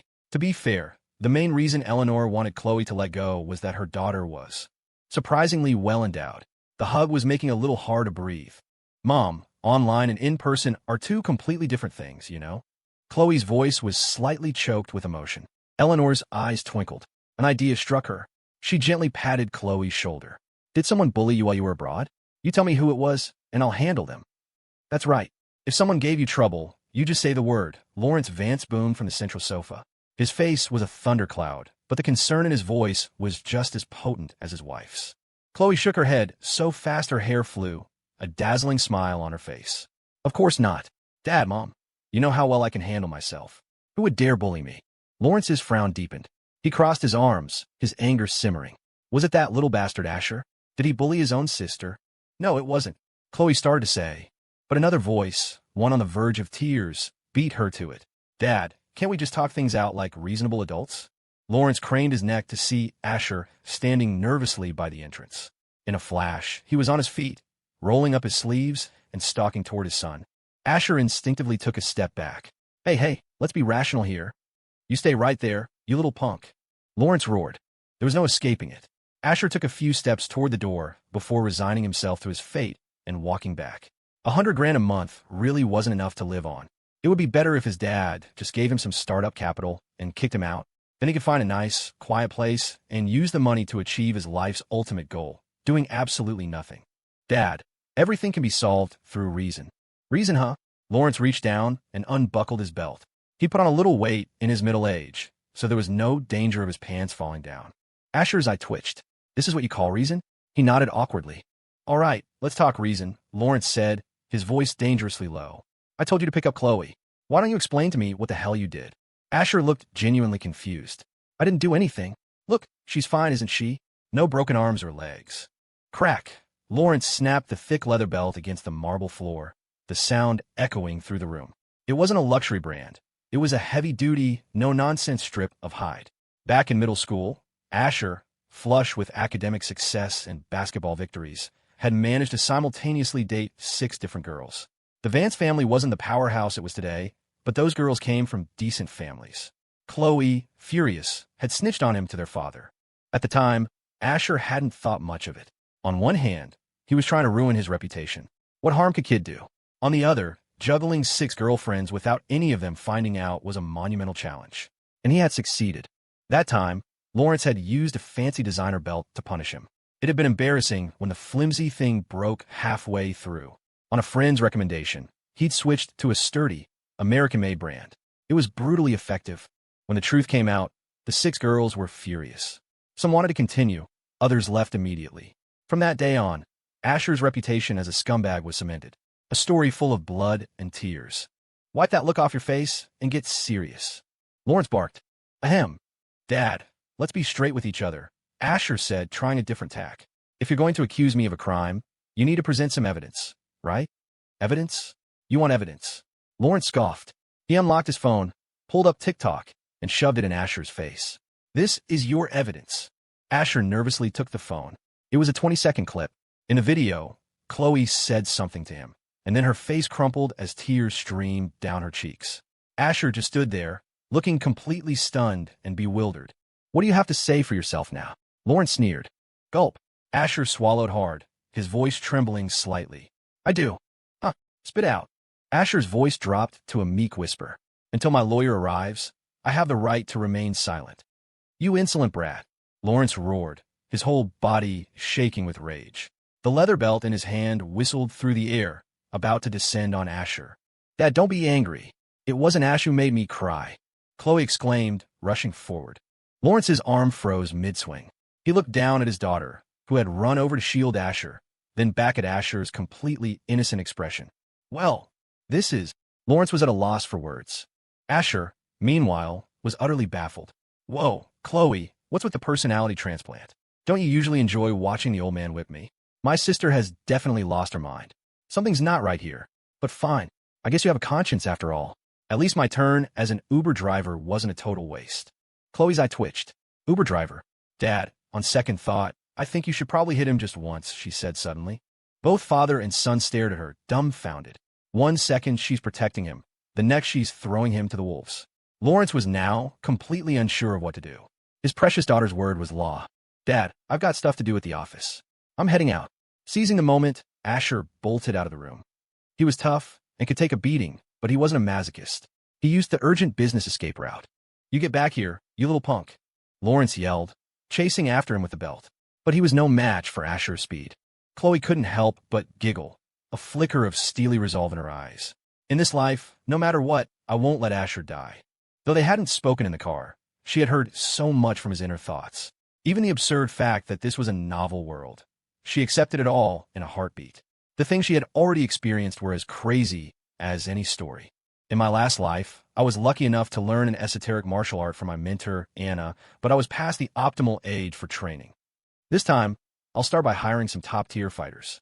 Even if they don't know ancient techniques, I'll use sheer numbers to make Leo Flynn suffer. Still working as a security guard at the Hayes Corporation. Is he? Just you wait. A murderous glint flashed in Chloe's eyes. After chatting a little longer with her parents, she began to set her plan for revenge in motion. Whatever reason Asher had for wanting to follow the plot, she would absolutely not let him have his way. Vance Corporation, it was almost noon when Asher, defying the stream of employees leaving for lunch, resolutely returned to the office. He was going to be a model general manager. I don't care who comes looking for me today.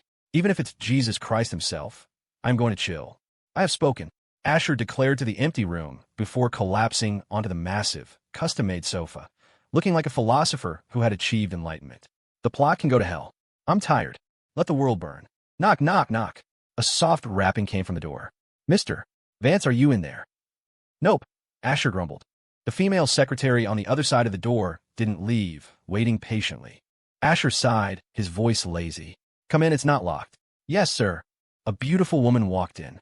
Jasmine, aren't you my secretary? Asher complained. Shouldn't you be helping me out when the company has problems? Jasmine Jiang, 26, perpetually single, and ranked last on the unofficial Vance Corp Top 10 Beauties list. It wasn't that she was unattractive. The list was compiled from an internal employee survey, not by Asher. In terms of sheer looks and figure, she could easily rival the woman ranked number 1, Zoe Zhou. But as Asher's personal secretary, Jasmine was usually busy arranging his schedule, compiling reports, and verifying contracts. Most junior employees rarely saw her, hence the low score. As for Zoe and the others, even if you couldn't see them during work hours, you could always camp out by the main entrance in the morning to catch a glimpse. Jasmine was different. Asher had given her a lot of privileges.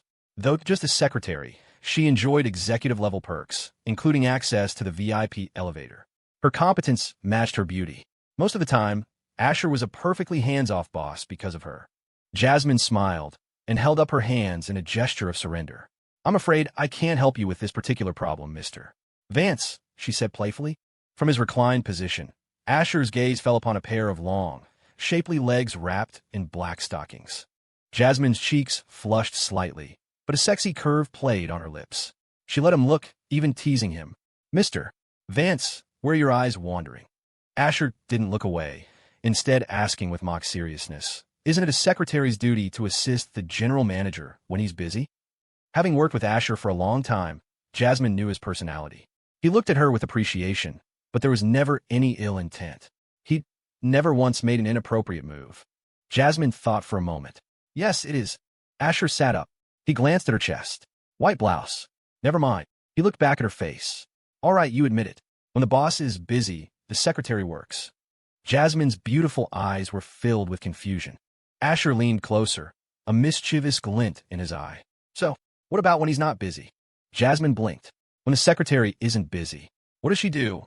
A moment later, a crimson blush crept up her fair cheeks. She lifted a delicate hand and gave his chest a light, playful tap. Her voice was a sultry whisper. Oh, Mr. Vance, you're terrible. Huh, serves you right for teasing me. Asher laughed. You don't like it? When Jasmine laughed, she swayed slightly. I love it, she replied without thinking. Asher was from a prestigious family, funny, and completely unpretentious. She wouldn't mind an office romance, but whether he would give her the chance was another question entirely. Hiss. Asher mentally took a sharp breath and changed the subject. All right, what's so important that I have to handle it personally? What document is it? Jasmine shot him a look of mock exasperation. Today is November 23 RD. It's Ms. Hayes' birthday. Didn't you tell me to remind you, so you wouldn't forget? What the? Something this important, and you're only telling me now? Asher snapped back to reality. Picking up Chloe had completely wiped it from his mind. Saraphina, Hayes' birthday. How could that not be important? A brand new face-slapping plot was about to begin. Asher's heart pounded with excitement. Jasmine looked at him as if he were a lost cause. Sometimes she really couldn't understand what was so special about Saraphina Hayes that had her boss so utterly captivated. Sigh, am I not seductive enough? Or are his standards just too high? Probably the latter. Hayes Corporation Saraphina Hayes rubbed her temples, trying to soothe the throbbing headache as she left her CEO office. In the past few days, since taking on the Apex Properties mess, the corporation had been in turmoil. The other shareholders were blaming the Hayes family for everything. Those old sharks were always first in line when it came to divvying up profits, but the moment there was a loss, they'd find any excuse to pass the buck. Unfortunately, Harrison Hayes had signed the Apex deal without calling a board meeting, giving them the perfect excuse. He had no choice but to swallow his pride and take the hit. The Hayes Corporation stock had plummeted, dashing any hopes of overtaking the Zhou family for the number 2 spot among the city's elite. Inevitably, Seraphina's thoughts drifted to Asher Vance's face, that insufferable, fawning expression he always wore. On the surface, he was worshipping her, but she knew that in his mind, he was tearing her down, calling her worthless. Every time she remembered, a fresh wave of anger washed over her. Speaking of which, why hasn't that idiot been around lately? Saraphina muttered to herself with a slight frown as she stepped out of the Hayes building. There was no way she would ever seek him out. He had to come to her. And this time, she wouldn't let him off so easily. He had tormented her. Now, it was her turn to return the favor. Vroom, speak of the devil. A flashy, mint green McLaren 720S screeched to a halt in front of her. Saraphina froze. In the driver's seat, Asher let out a huge sigh of relief. Phew, made it just in time. With a heart pounding with excitement, he pushed the butterfly door open with a trembling hand and stepped out. The recent charisma boost from the system had paid off. Asher was already handsome, but now he looked like he'd undergone a qualitative leap. Damn, that's Asher Vance. A different supercar every day. I'm so jealous. Is he trying to win over Ms. Hayes again? If I were her, I'd have said yes ages ago. A reformed playboy is worth more than gold. Please, Liz, you're just after the Vance family fortune. I am not. A guy who looks like Mr. Vance? I'd pay him to date me. Although the lunch rush had passed, there were still plenty of Hayes employees milling about, on their way to grab a bite. A glimmer of excitement flashed in Saraphina's eyes. The opportunity for revenge had arrived. What are you doing here? She asked coldly. What do you think I'm doing? I'm here to deliver a fresh new opportunity for you and your man to slap my face. I missed you, of course, Asher said, his voice dripping with affection. He felt his acting skills had reached a whole new level. His expression, his posture, his tone, all perfectly calibrated. And it wasn't just him being conceited. Cheers and excited squeals erupted from the female onlookers. Huh, how boring, Saraphina sneered, turning to walk toward the parking garage. Playing hard to get, she thought. Thanks to his inner monologue, she had him right where she wanted him. She knew that even if she did nothing, Asher would have to stop her to fulfill the plot's requirements. And just as she expected, in the next moment, Asher spoke. Ahem. Saraphina, today is an important day, he said quickly. It might be an important day for you, but it's not for me. Asher's mouth twitched. He decided to cut the crap. It's your birthday. Saraphina's body went rigid. He's right. It was surprisingly easy to find out the birthdays of New York's rich and famous. A quick Google search was all it took to pull up their public profiles. Of course, that was a luxury reserved for the well-known. Ordinary people didn't have that. She'd been so buried in work lately she'd completely forgotten her own birthday. All right, so what? Asher glanced around nervously, but he didn't see Leo Flynn anywhere. His eyelid twitched. In the original plot, he was supposed to show up, invite her to lunch and dinner, holding a massive bouquet of red roses and a diamond ring, ready to propose again. The novels Asher had prepared for this proposal for ages. The roses were a special variety imported from abroad, 1,000 times more beautiful than regular ones. Each stem cost a fortune, and the $999 rose bouquet was worth millions. The ring was a top-tier, $50 million diamond. In his previous life, Asher had followed the script, but with a twist. The expensive roses were replaced with cheap fake ones, just 33 of them. The $50 million ring was swapped for a plastic one he'd bought online for a few bucks. He'd spent a lot of effort on the box, though, making it look incredibly high-end. His reasoning was simple, saving money. In the book, the original sycophant Asher's relentless pursuit infuriated Saraphina. She threw the flowers on the ground and tossed the ring in the trash. That made Asher angry, and he tried to force himself on her. Then, the protagonist, Leo Flynn, made his grand entrance. He played the hero, saved Saraphina, and smashed Asher's car. Asher, without his bodyguards and no match for Leo, got beaten to a pulp, deepening the hatred between them. Watching Leo lead Saraphina away by the hand was the moment the original Asher began his descent into darkness. The final nail in the coffin was when Saraphina later asked Leo to pretend to be her boyfriend. Back in reality, Asher swallowed hard. With no protagonist in sight, he had to push forward.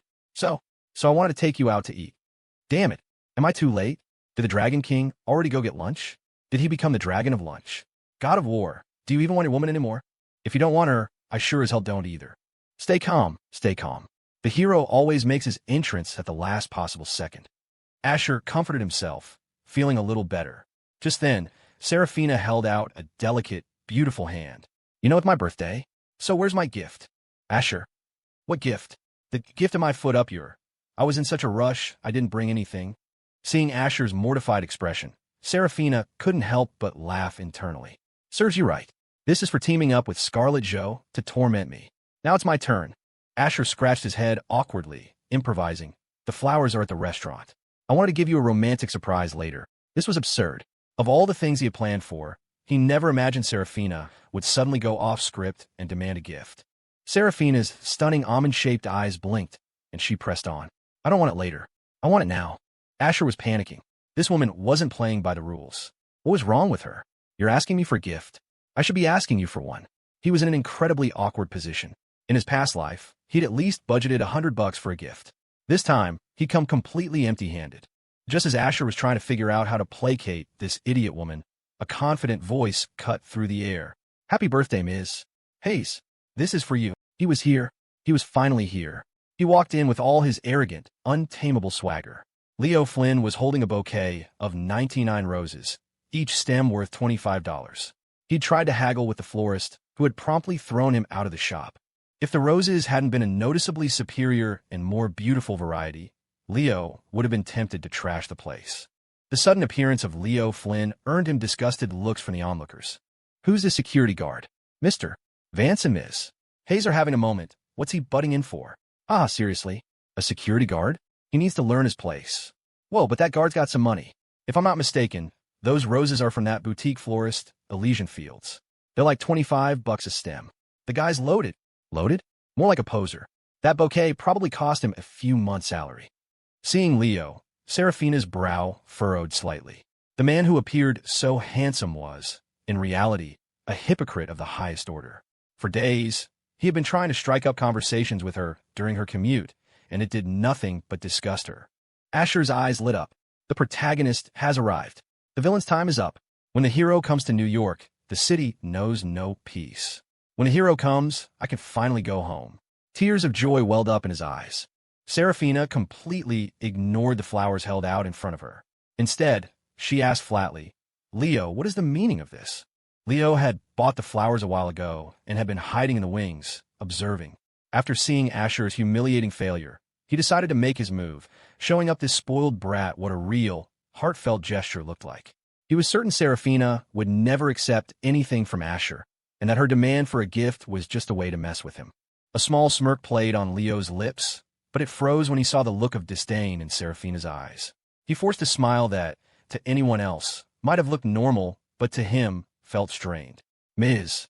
Hayes, I'm grateful for the opportunity you gave me at Hayes Corporation. It's nothing, really. I just happened to hear it was your birthday, so I wanted to give you a small gift. I hope you won't refuse. Leo spoke with absolute confidence. He believed that, given her hatred for Asher, she would undoubtedly accept his roses. Ooh, showing off your love right in front of me. I'm going to make you too sick to your stomachs. Asher walked over to a planter box by the building's entrance, plucked a small, yellow chrysanthemum, and sauntered back. Mimicking Leo's grand gesture, he held out the single flower and declared in an exaggeratedly loud voice, Saraphina, this special gift represents my most sincere feelings. I hope you won't refuse it. Haha, the plot is broken, but not completely. See? She has a gift now. A priceless little chrysanthemum.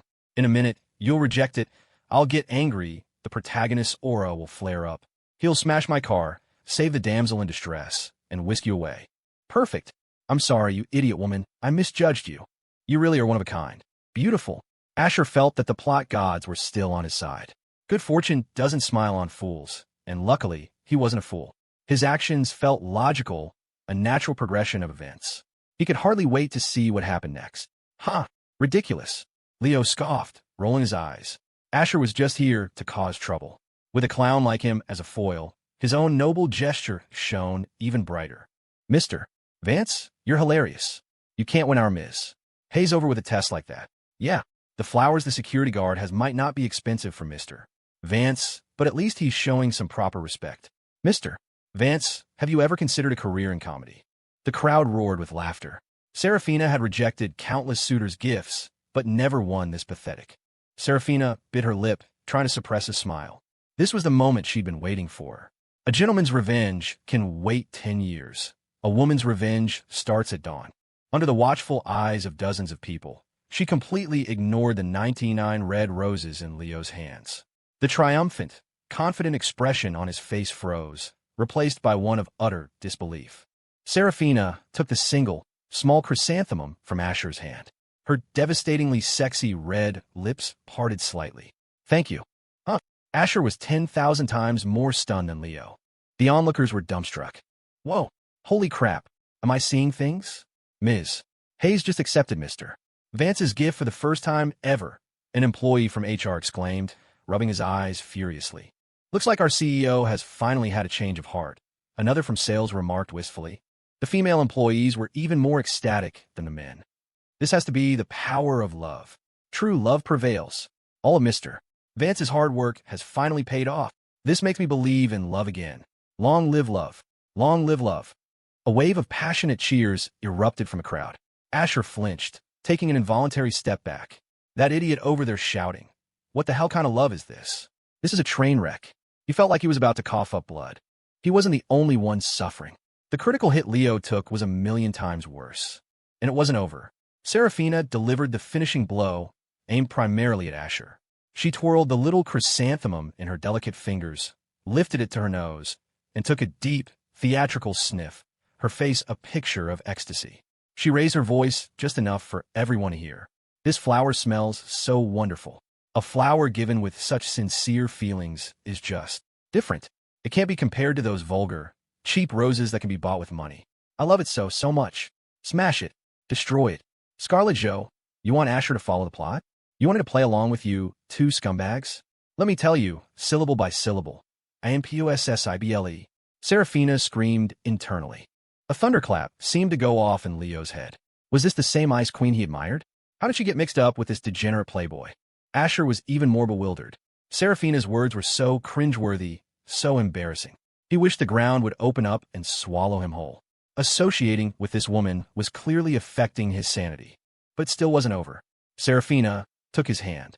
Her touch sent a jolt of discomfort through her, but when she heard the nearly hysterical screaming inside Asher's head, a smile that could kill blossomed on her face. "Heh, my turn to make you squirm." She pulled him toward the flashy green McLaren. "Didn't you say you were taking me to eat? Let's go."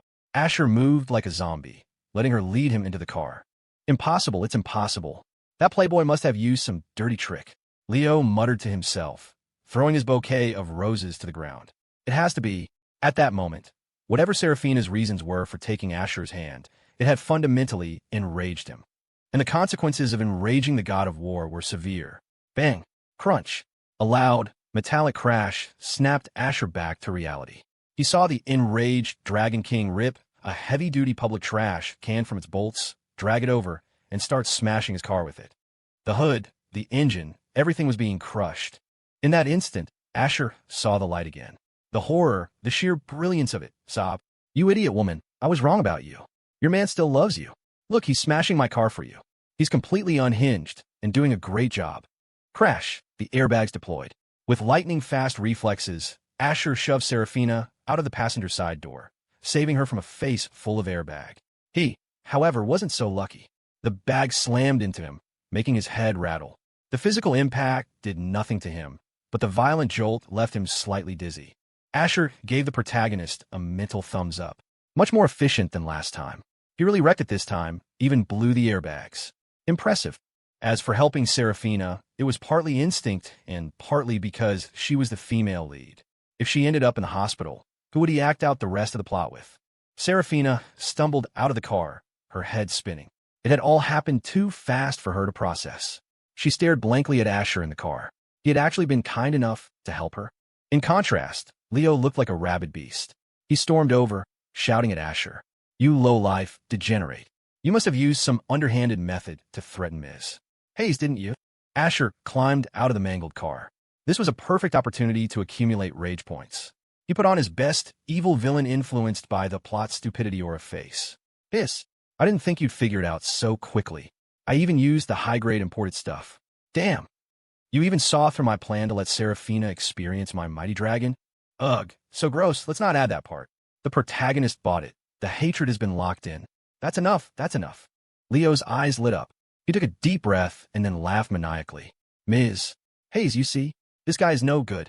If it weren't for me, you would have almost been taken away by him. By him. Smack. A crisp, loud slap echoed in the sudden silence. Leo's voice died in his throat. His hand, which had been reaching out to grab Saraphina, froze bizarrely in mid-air. Saraphina's voice was ice. "Don't touch me." The atmosphere instantly froze. "Ouch, that looked like it really hurt," Asher muttered, wincing in sympathy. Saraphina hadn't held back at all.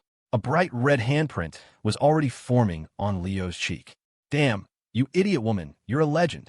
I'm enjoying the show, but why the hell are you slapping your husband? Is there trouble in paradise? Hang in there, Dragon King. It might look like she's hitting you, but she still loves you." It took Leo a moment to recover. "Why?" he asked, his voice filled with disbelief. Saraphina stared him down, enunciating each word. "I don't like being touched." "Then why were you just holding hands with that playboy?" Leo wanted to scream. Asher had no interest in watching their lovers spat. His heart ached as he surveyed his beloved car. The flashy green McLaren 720S was now a heap of scrap metal. Over $1 million gone. Damn it. I thought I could keep costs down this time, but I was too late.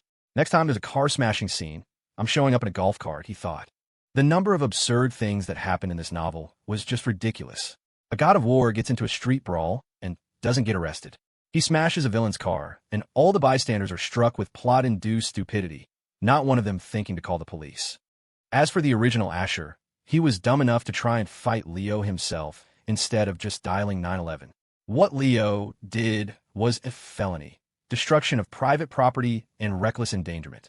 $1 million car was enough to get him 10 years of making license plates. And if Asher sicked the Vance Corporation's legal team on him, Leo would probably be locked up for even longer. Just then, a black Range Rover, big enough to take down a bull, pulled up to the curb, followed by 3 black Escalades. The driver's side door of the Rover opened, and Chloe Vance jumped out. From a distance, she'd seen that Asher was unharmed and let out a sigh of relief. It had only just occurred to her that today was Saraphina Hayes' birthday. It was also the day Leo Flynn was supposed to humiliate Asher. In her past life, though she was abroad, she had kept an obsessive watch on everything related to Asher. When she heard he'd been bullied by a security guard, she had wanted to book the first flight back to the States to get revenge. Only she, Chloe Vance, was allowed to bully Asher. Anyone else who tried deserved to die. In the end, she had stopped herself.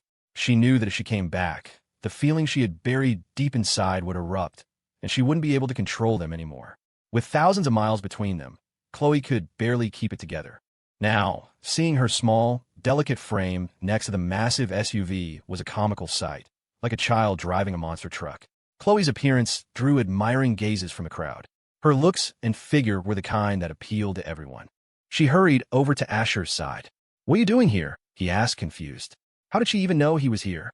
Chloe ignored him, walking a full circle around him, inspecting him from head to toe. Once she confirmed he wasn't hurt, she finally answered, "I'm here to beat someone up." "Beat someone up? Who?" Asher was completely lost.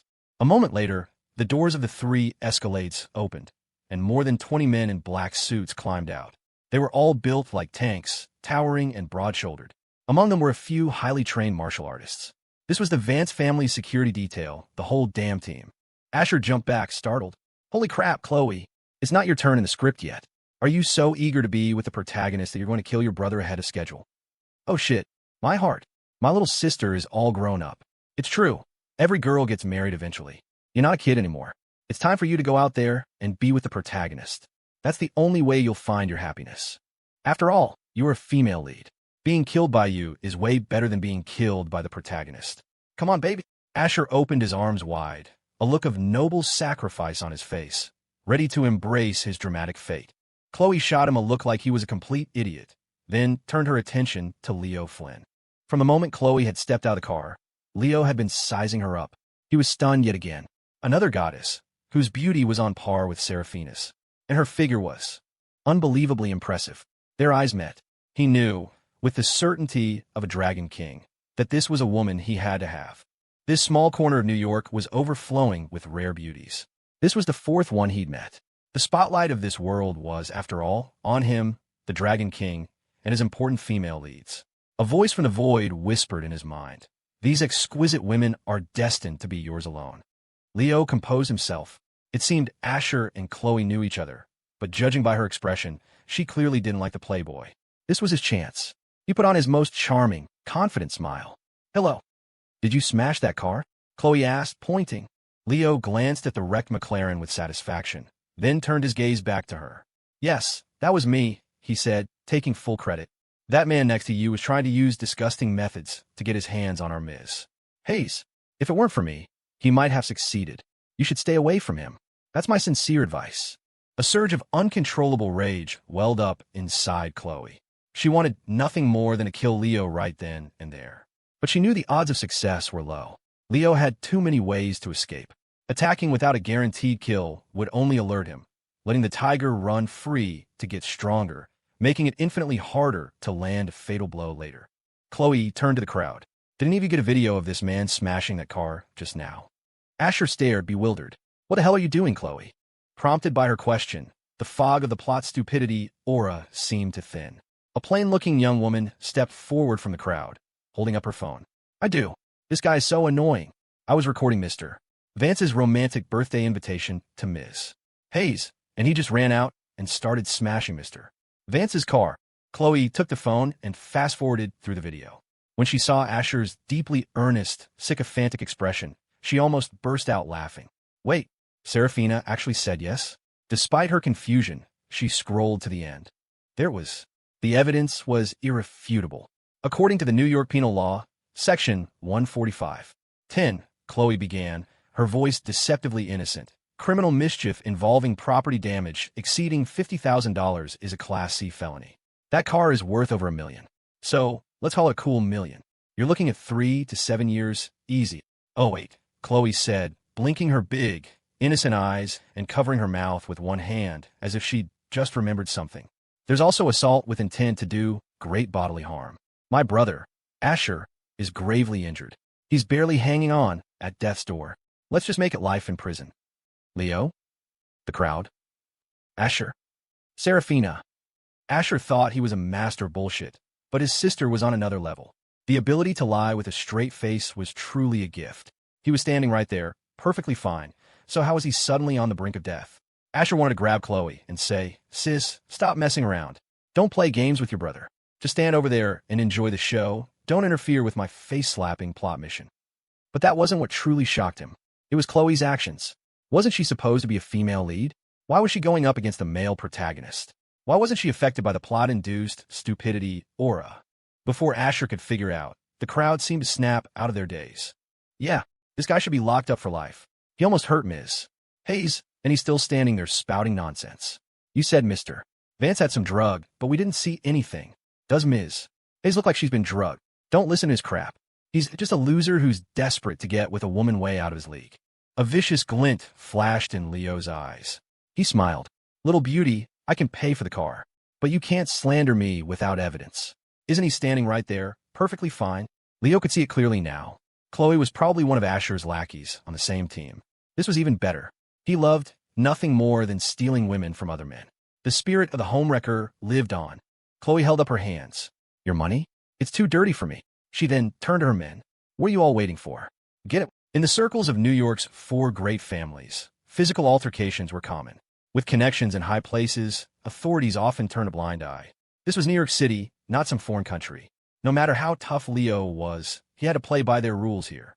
Yes, miss, the lead bodyguard, a mountain of a man, replied.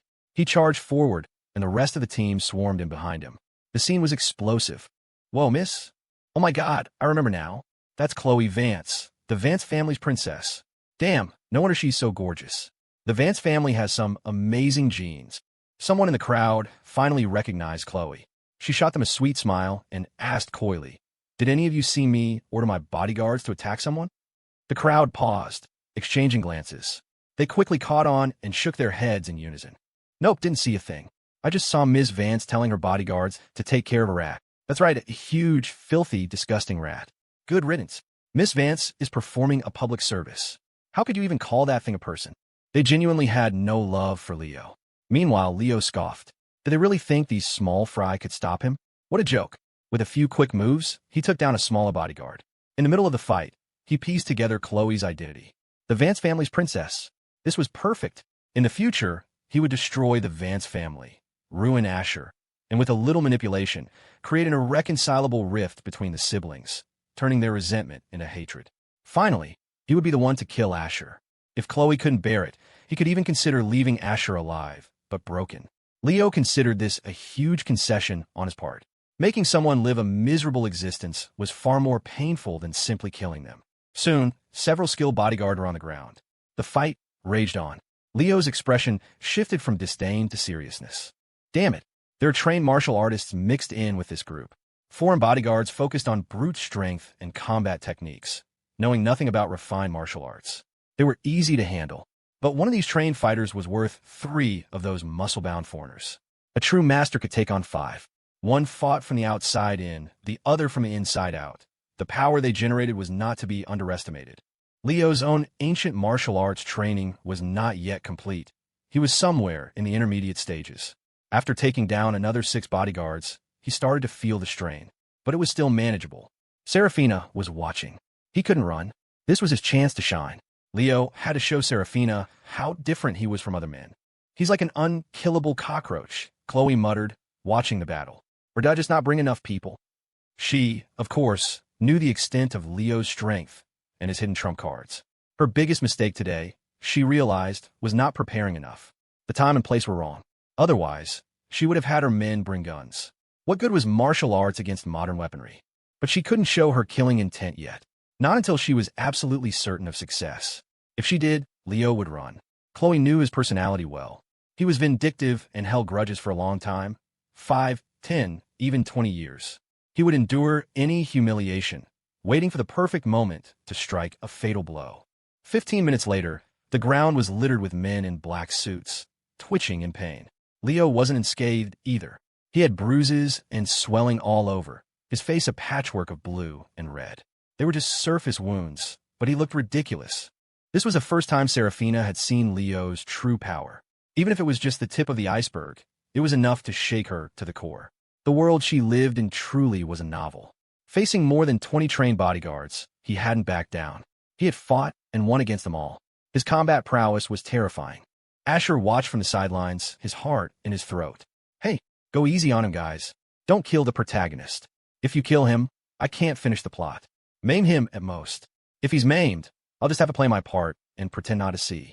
Leo wiped a trickle of blood from the corner of his mouth and shot a defiant smile at Chloe. Haha, the Vance family's bodyguards are all useless. They can't even beat a single security guard.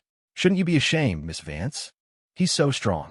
Chloe was surprised, and he would only get stronger after his future fortuitous encounters. Her plan to eliminate him had to be moved up. Today was just a test. I admit, you're very impressive, Chloe said with a smile that didn't reach her eyes. Leo preened, enjoying the compliment. But what good will that do you? Chloe asked playfully. Just then, the wail of police sirens grew closer and closer. Little kid, do you have a lot of questions? Asher, who the hell called the cops? I'll thank your entire family tree for 18 generations. Chloe, it wasn't you, was it? If it was, then never mind. Chloe, the police are here to make an arrest. Asher's heart sank. If the protagonist got thrown in jail and couldn't get out, who was he supposed to turn to? The damn system only cared about the final score, not the process. A few moments later, several police officers got out of their cars, among them Kate Young, on duty. An old acquaintance.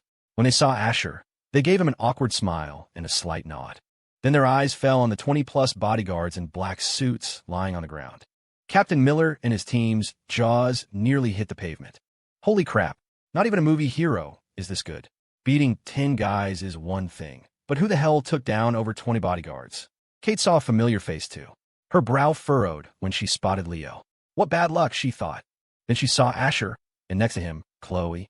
Kate's eyes widened. While Captain Miller was questioning witnesses, she hurried over to Chloe. Chloe, what did you get back? Why didn't you tell me? She exclaimed, throwing her arms around her friend. They were indeed old friends. They had been in the same class from elementary through middle school. With similar family backgrounds and compatible personalities, they had quickly become best friends. Chloe was surprised to see her, then smiled. I just got back. I can't believe you're already a full-fledged officer. So soft, Kate thought, thoroughly envious as she inhaled her best friend's unique scent before letting go. Her orientation was perfectly straight for the record. Haha, you noticed. Kate beamed, proudly flashing the police badge on her chest. Check it out, Chloe. I did so well during my probationary period that the department put in a special request to make me an officer a whole half-month early. You sure it wasn't because of your family connections? Asher thought to himself. He suddenly felt two pairs of eyes on him. One was smiling. The other was filled with murderous intent. Asher flinched. Whoa, are you insane? You're having a conversation. Why are you looking at me? Can't beat you, but I can sure as hell avoid you. Asher started whistling nonchalantly, looking away guiltily. He had no idea why the two of them had suddenly turned to him mid-sentence. All he knew was that getting involved with the novel's female leads was always bad news. Sometimes he wished he was just a minor villain, or even a villain's nameless henchman. The kind of person who could disappear without a trace when things went south.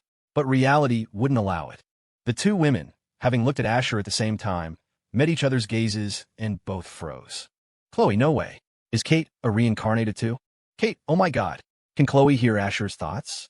Huh, Kate, why are you staring at that annoying jerk? Chloe asked with a strained laugh, testing the waters. Kate gave an equally awkward laugh. Oh, just can't stand the sight of him. The two had a lot in common. In elementary school, they were both Asher's little shadows, following him everywhere. In middle school, they both started to develop a strange aversion to him.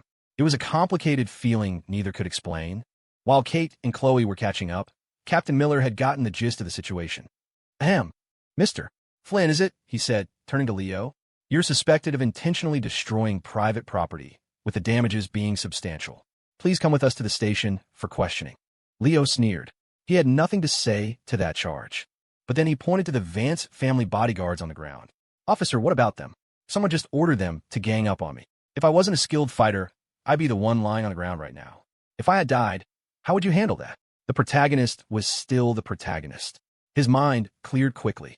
If he was going down, he was taking someone with him. The Dragon King was not to be trifled with. Captain Miller looked uncomfortable.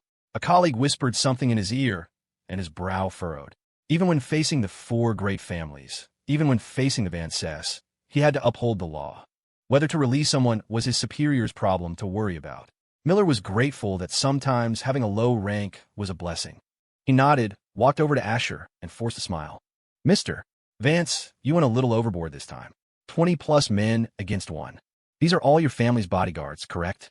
The unwritten rule was one-on-one. Asher froze for a second, then a brilliant idea struck him. A look of pure genius lit up his eyes. Chloe, oh Chloe, let your big brother give you a kiss. Zu sanjo ue, zu. I was wrong about you. You're still a good female lead after all. You just called our family's bodyguards here to test if Leo was the peerless martial arts master of your dreams. After all, you've been obsessed with martial arts since you were a kid, so it makes sense you'd want to find a guy who can fight. And you knew Leo wouldn't snitch on you, so you sent all those men and framed me for it. After all, everyone knows I'm the spoiled young master, most likely to do something like this. You moved the plot forward again. Brilliant. Everyone here is a genius. I'm going home. Ding. Congratulations, host. You have received a cash reward of plus 250. Asher. What the hell, system? Why so cheap this time? Oh well. Asher was in a fantastic mood. He nodded enthusiastically. Yes, they're all our family's bodyguards. Every one of them is strong enough to kill a bull. I called him here because this Leo guy really pissed me off. I wanted revenge. He spread his arms wide. We're all sinners, committing different sins. Captain Miller, cuff me and take me away. Lock me up. Asher held out his hands, so happy he could fly. Saraphina wasn't crazy. Chloe wasn't crazy. Kate wasn't crazy. In the last life, it was Kate who had arrested him too. This was just a different path to the same destination, right? If the system dared to give him a bad score after this, he was quitting on the spot. Chloe ducked her head, trying to bury her face in her chest. She basically succeeded, turning into an ostrich as even the back of her neck turned bright red. Superscript 3, Jew. If Ash really wanted to, it wouldn't be impossible. But the rest of his thoughts made her both angry and frustrated. She wanted to kill Leo on the spot just to prove her devotion to Asher. Officer, don't listen to him. I did all of this. If you're going to arrest someone, arrest me. Chloe suddenly declared, rushing forward with her short legs and holding her hands out to Captain Miller. Captain Miller, what the hell did I ever do to the Vance family? Arresting one of them is enough to make the commissioner go ballistic. If I arrest both the brother and sister, they'll tear down the entire precinct. Kate panicked. Chloe, don't talk nonsense. Captain, my friend isn't that kind of person. Now Kate was involved. Captain Miller felt like his head was about to explode. What the? Chloe, have you lost your mind? I've seen it all now. You used to compete with me for everything, and now you're trying to compete for jail time. Damn it. Captain, hurry up and arrest me. Asher said forcefully. I did all of this. If you don't believe me, ask anyone here. Don't listen to his lies. A person should take responsibility for their own actions. I did this, and I won't run from it. Chloe insisted. Asher's eye twitched. Annoyed, he reached out and smacked the back of her pale hand. Smack! The skin instantly turned red. He hadn't held back, hoping the pain would make her retract her hands. But Chloe's hands remained outstretched, firm and unmoving. The determination in her eyes was immovable. Asher felt a pang of regret, but suppressed it. What was the point of all his sycophantic acting? Sorry, Chloe. I didn't have a choice before. Now I just want to walk. Ahem. Walk my own path and stop being a simp. Just do me this one favor and let me spend a few days in jail. Asher's eyes landed on the handcuffs hanging from Kate's belt. An idea struck. Before either woman could react, he snatched the cuffs from her. His fingers brushed against her waist for a fleeting second. So slender, so smooth. Kate's face flushed. The contact was brief, but she had felt the warmth of his fingertips. What are you doing? She snapped. Click. Asher fastened the cold metal around his own wrists. Go to my new home, the holding cell. Chloe immediately tried to do the same, but Captain Miller and the other officers were ready this time. They all took a step back, hands on their own cuffs, putting a safe distance between themselves and her. Damn, this is too dangerous. A fierce girl with that kind of power is terrifying, one of the officers thought. You're just a kid. Don't learn bad habits. Stop messing around and go home, Asher chided her. Chloe shot him a furious glare and turned away, pouting. Asher breathed a sigh of relief. Leo was also handcuffed. Seeing Asher cuff himself, he sneered, TCH. What a phony. Asher couldn't be bothered to respond. They were taken away in separate police cars. Kate said a few comforting words to Chloe before leaving as well. Chloe and Saraphina exchanged a look. Chloe first called the director of the Vance family's private hospital to send a dozen ambulances for the injured bodyguards. Then, she got in her Range Rover and drove off. Technically, her short legs shouldn't have been able to reach the pedals of a Range Rover, but the manufacturer had custom-fitted the car for her. Her parents had tried to get her to drive something smaller and more convenient, but Chloe refused. She loved the feeling of driving a big car. Perhaps it was purely out of spite. She had a license, so what did it matter what she drove? Eventually, her parents gave up and let her have her way. The Vances weren't short on cash, and Chloe was their precious daughter. It all started because of Asher's big mouth. One day, he saw her climbing into her Range Rover to look for something. In reality, she was checking for lipstick stains or nail polish from any floozies, ready to punch Asher for each one she found. Asher had laughed at her. Get down from there, that car isn't for you. Kids should drive little Beetles or Mini Coopers. That had infuriated Chloe. She'd pummeled him with her little fists. It wasn't that she disliked the brands he'd recommended. It was that he had called her a kid. She was 18, and her figure put most other women to shame. From that day on, she was determined to drive large vehicles like Range Rovers. She got addicted to the feeling and eventually lost all interest in smaller cars and sports cars. She even got a license to drive large trucks. Back in the present, Saraphina watched Chloe leave, a thoughtful frown on her face. Should I do something about that annoying jerk? She wondered aloud. She was still holding the little chrysanthemum. She carried it with her to a white Maserati Quattroporte, slid into the driver's seat, and brought the flower to her nose, inhaling deeply. Smells so good. She closed her eyes, letting the sunlight stream through the windshield and warm her beautiful face. Her mood instantly lifted. After a long moment, she opened her eyes again. The image of Asher pushing her out of the car flashed through her mind. She pressed her lips together. I guess I can help the dog out just this once. New York City Police Department. News that the national husband, Asher Vance, had been brought to the precinct was like a bomb going off. The story that he'd ordered his bodyguards to attack someone for the woman he loved spread like wildfire. The people who were there came back with a half-baked story. The people who heard it only got a quarter of the story.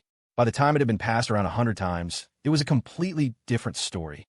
Soon, multiple versions were circulating. The more plausible one. Asher was trying to assert his claim over Saraphina Hayes and show his power. The more ridiculous one. He knew Kate Young was on duty and orchestrated the whole thing to get her attention, hoping the beautiful super cop would be the one to arrest him. After all, Kate was stunningly beautiful. If any other officer had arrested Asher, the news probably wouldn't have exploded so quickly. After his interrogation, Asher took full responsibility for ordering his bodyguards to attack Leo. Since Leo was still alive and kicking, the charge wasn't attempted murder. He would just have to pay a few thousand for medical expenses and spend half a month in a holding cell. Perfect. Asher strode into his home with purpose. The holding cells were full of fascinating characters. The conversation was always great, and he truly loved it here. He could probably walk through the place blindfolded. He was that familiar with it. Whoa, what a coincidence. This room again. Asher muttered, blinking. The corrections officer paused. What was that? Nothing. Without waiting for instructions, Asher walked into the single cell. He was clearly getting special treatment. The bed was neatly made, and the sheets were clean, unlike the other cells. Leo was brought in and placed in a cell diagonally across from Asher's. The whole way there, Leo had been taunting him. Asher couldn't be bothered to engage. The plot had already progressed this far. There was no need to keep provoking him.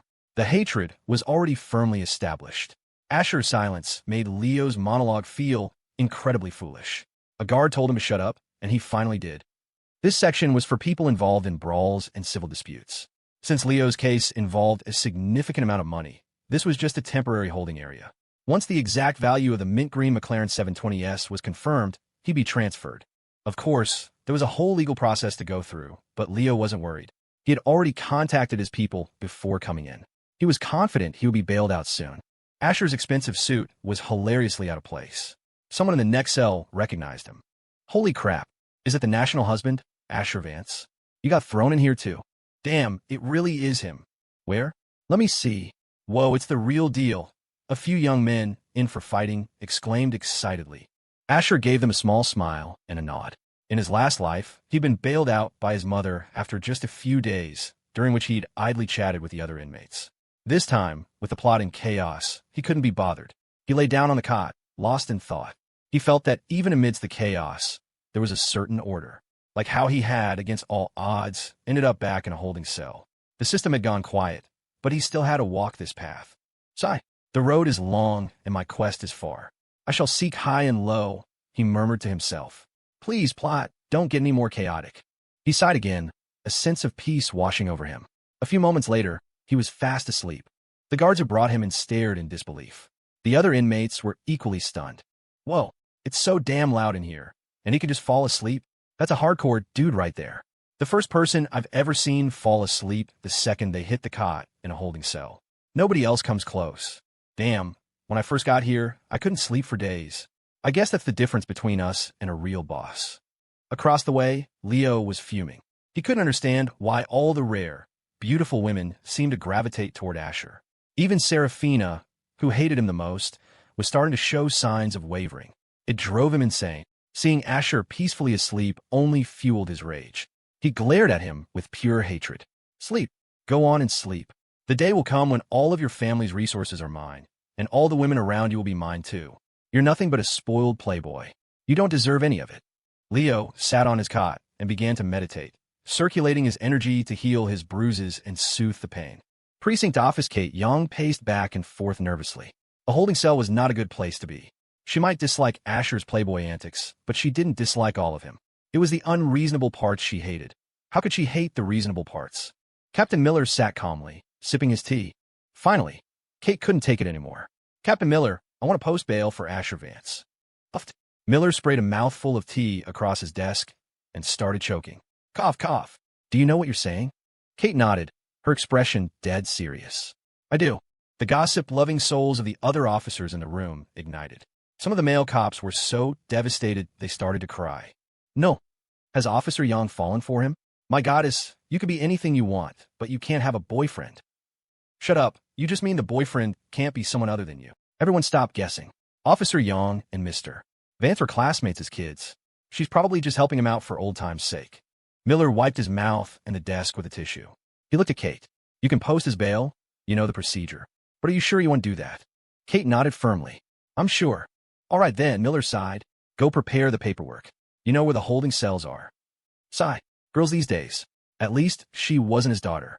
All the young guys in the precinct who had crushes on her were probably heartbroken right now. Miller felt a little schadenfreude. He'd been young once too, but now his own daughter was in elementary school. He had no time for this kind of drama. Vance Corporation Tower the Apex Properties crisis had passed, but life went on. The Vances had plenty of other business ventures. In the executive conference room, Scarlet Jo sat at the head of the table. She was now fully dedicated to helping the Vance family grow, treating it as her own. Asher usually skipped important meetings like this, delegating everything. He'd wait for the board to finalize a plan, have Jasmine bring it to him, and he'd sign it without a second thought. During those deliberations, shareholders with their own agendas would try to skim off the top or play both sides. Asher usually turned a blind eye to their greed. Before, Scarlet wouldn't have cared either. She wasn't genuinely in love with Asher. But now, things were different. Asher was her everything. In recent days, Scarlet had displayed a stunning business acumen and a ruthless decisiveness. The shareholders who had been planning to get their kickbacks were now sitting with their tails between their legs, not daring to make a move. Mark Lee certainly didn't dare to pull his who agrees, who objects stunt anymore. He had almost ended up in prison due to his carelessness. Today's meeting was about whether to invest in crude oil bonds. These bonds were typically stable, but recent market fluctuations presented an opportunity. The most astute families were already making their moves. Waiting too long meant missing out. Of course, Scarlet had another motive for expanding the Vance empire, to build a defense against Leo Flynn's Dragon's Den.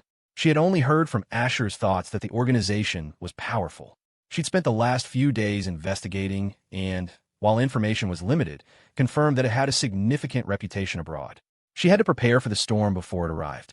The atmosphere in the room was tense. Scarlet's brow was furrowed, her long, pale index finger tapping lightly on the table. She was also weighing the pros and cons of the investment. A move of this scale would attract the attention of other major families. Knock, knock, knock. A sudden, ill-timed knock broke the silence. Everyone in the room frowned in unison. Everything discussed in the conference room was top secret. To prevent leaks, all electronic devices, including phones, were required to be turned off. All eyes turned to Scarlet. She was in charge now. She could decide the fate of the person knocking on the door. "Come in," she said. Scarlet was level-headed. She didn't show any annoyance at being interrupted. There had to be a good reason. The door opened, and Jasmine Jiang stepped inside. She gave a slight nod to the room, an apology for the intrusion, then hurried to Scarlet's side. As Scarlet looked at her quizzically, Jasmine leaned in and whispered something in her ear. The room held its breath. This investment was just as large, if not larger, than the Apex Properties deal. Had Jasmine received some critical intel? Was the oil bond investment a bad idea? Scarlet's frown deepened, her brows knitting together tightly. Smack! She slammed her palm on the table and shot to her feet, her face a mask of fury. "How dare he?" She seethed, her voice filled with killing intent. She had been working tirelessly these past few days and hadn't seen Asher, so she had no idea the plot had progressed without her. This was the first she was hearing of his arrest. Jasmine shook her head. She didn't know the details of how that Leo Flynn had managed to get Asher thrown in a holding cell, only that he was there now. She was just as worried about her boss. A holding cell was no place for him. She knew a major meeting was underway and that interrupting was highly unprofessional, but she had risked it to find Scarlet. Judging by Scarlet's reaction, she had made the right choice. The powerful shareholders and department heads sat in stunned silence, not daring to breathe as they watched Scarlet. They respected her not because she was the future daughter-in-law of the Vance family, but because of her own formidable capabilities. Scarlet took a moment to compose herself. She picked up her phone from the table. "Today's meeting is canceled. We'll reschedule." She turned on her phone as she strode toward the door in her high heels. "Jasmine, what happened?" One of the executives finally dared to ask. Jasmine replied, "Turn on your phones, check the top trending videos on TikTok, or just search his name." With that, she followed Scarlet out of the room. Confused, the remaining executives did as she said. A moment later, the conference room erupted in chaos. The general manager was in a holding cell. No wonder Scarlet had left in such a hurry. Similar scenes were playing out elsewhere. Yang Corporation, Tower the Yang family's primary business, was in high-end cosmetics and personal care products for women. The female market was lucrative, so it was no surprise that they were the wealthiest of the four great families.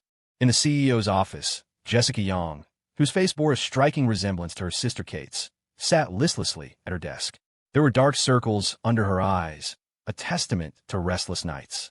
Thanks to her dreams, she hadn't had a peaceful night's sleep in a month. The dreams were terrifyingly real and never pleasant.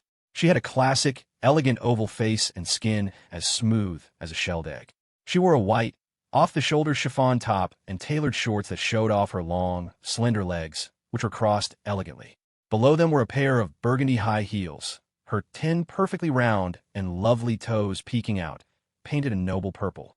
A cascade of raven black hair added to her ethereal beauty. She was a true fairy. "Why do I keep dreaming about that guy?" she murmured. And why do the dreams feel so real? Heh, and here I thought I had finally given up on those feelings, Jessica said with a bitter smile. The so-called nightmares were all dreams about Asher. Some were from their childhood, but most were of the future. The images were fragmented and blurry, but they were seared into her memory. In one dream, a man suddenly appeared at the Yang Corporation with a formula for a fast-acting, side-effect-free skin whitening cream. He wanted to partner with the Yang family, demanding a 70/30th split. Jessica had the formula tested. The results were incredible, but a 70/30th split was outrageous. The Yangs would provide the capital, the labor, the resources, and he was just providing a formula. She acknowledged the formula's value, but she couldn't give away that much profit. The man reluctantly lowered his demand to 65/35. Jessica still refused. Finally, he agreed to 50/50. Later, the dream shifted. At a banquet, the man got into a conflict with Asher. Asher was being bullied. Jessica's heart ached, but she did nothing. She wanted to use the man to knock some sense into Asher, to show him that Saraphina Hayes wasn't the only woman in the world, that she wasn't worth all his effort. But Asher remained stubborn, unyielding. The conflict escalated. Jessica's heart felt like it was being torn apart. Finally, the man she loved got married. Even though it was just a formality, just a scene in a dream, she had woken up that morning sobbing, her face soaked with tears. The last dream was 2 nights ago. She was pretending to be the girlfriend of the man with the formula, trying to make Asher jealous. Even in the dream, she couldn't bring herself to let him hold her hand. Then the scene changed again. News came of Asher's death. The boy she had loved since childhood was dead. A bullet had pierced his heart. She had to see the body for herself. She was at his funeral. In death, Asher's face showed no pain, no struggle. There was only the faint trace of a smile on his lips. Was it worth it? Boom. The dream shattered. Jessica woke up with her eyes swollen and red from crying. The dreams felt too real, as if they had actually happened. She had been wearing sunglasses to work for the past few days to hide her eyes. It must be work stress, she told herself. I'll take a vacation, go to another city for a bit. That should clear my head. Tap, tap. Jessica's long fingers swiped across her phone screen, looking for flights. She would leave tonight. Knock, knock, knock. Come in, Jessica said without looking up. A female secretary entered. Ms. Yang, the afternoon meeting is about to begin. A news alert popped up on Jessica's phone. The headline instantly grabbed her attention. Her brow furrowed, her breathing quickening. The secretary, seeing that her boss was preoccupied, stood silently and waited. Asher Vance is really in a holding cell. Boom. A thunderclap went off in Jessica's mind. This event had appeared in her dreams. It was just a fleeting, blurry fragment, but she remembered it with chilling clarity.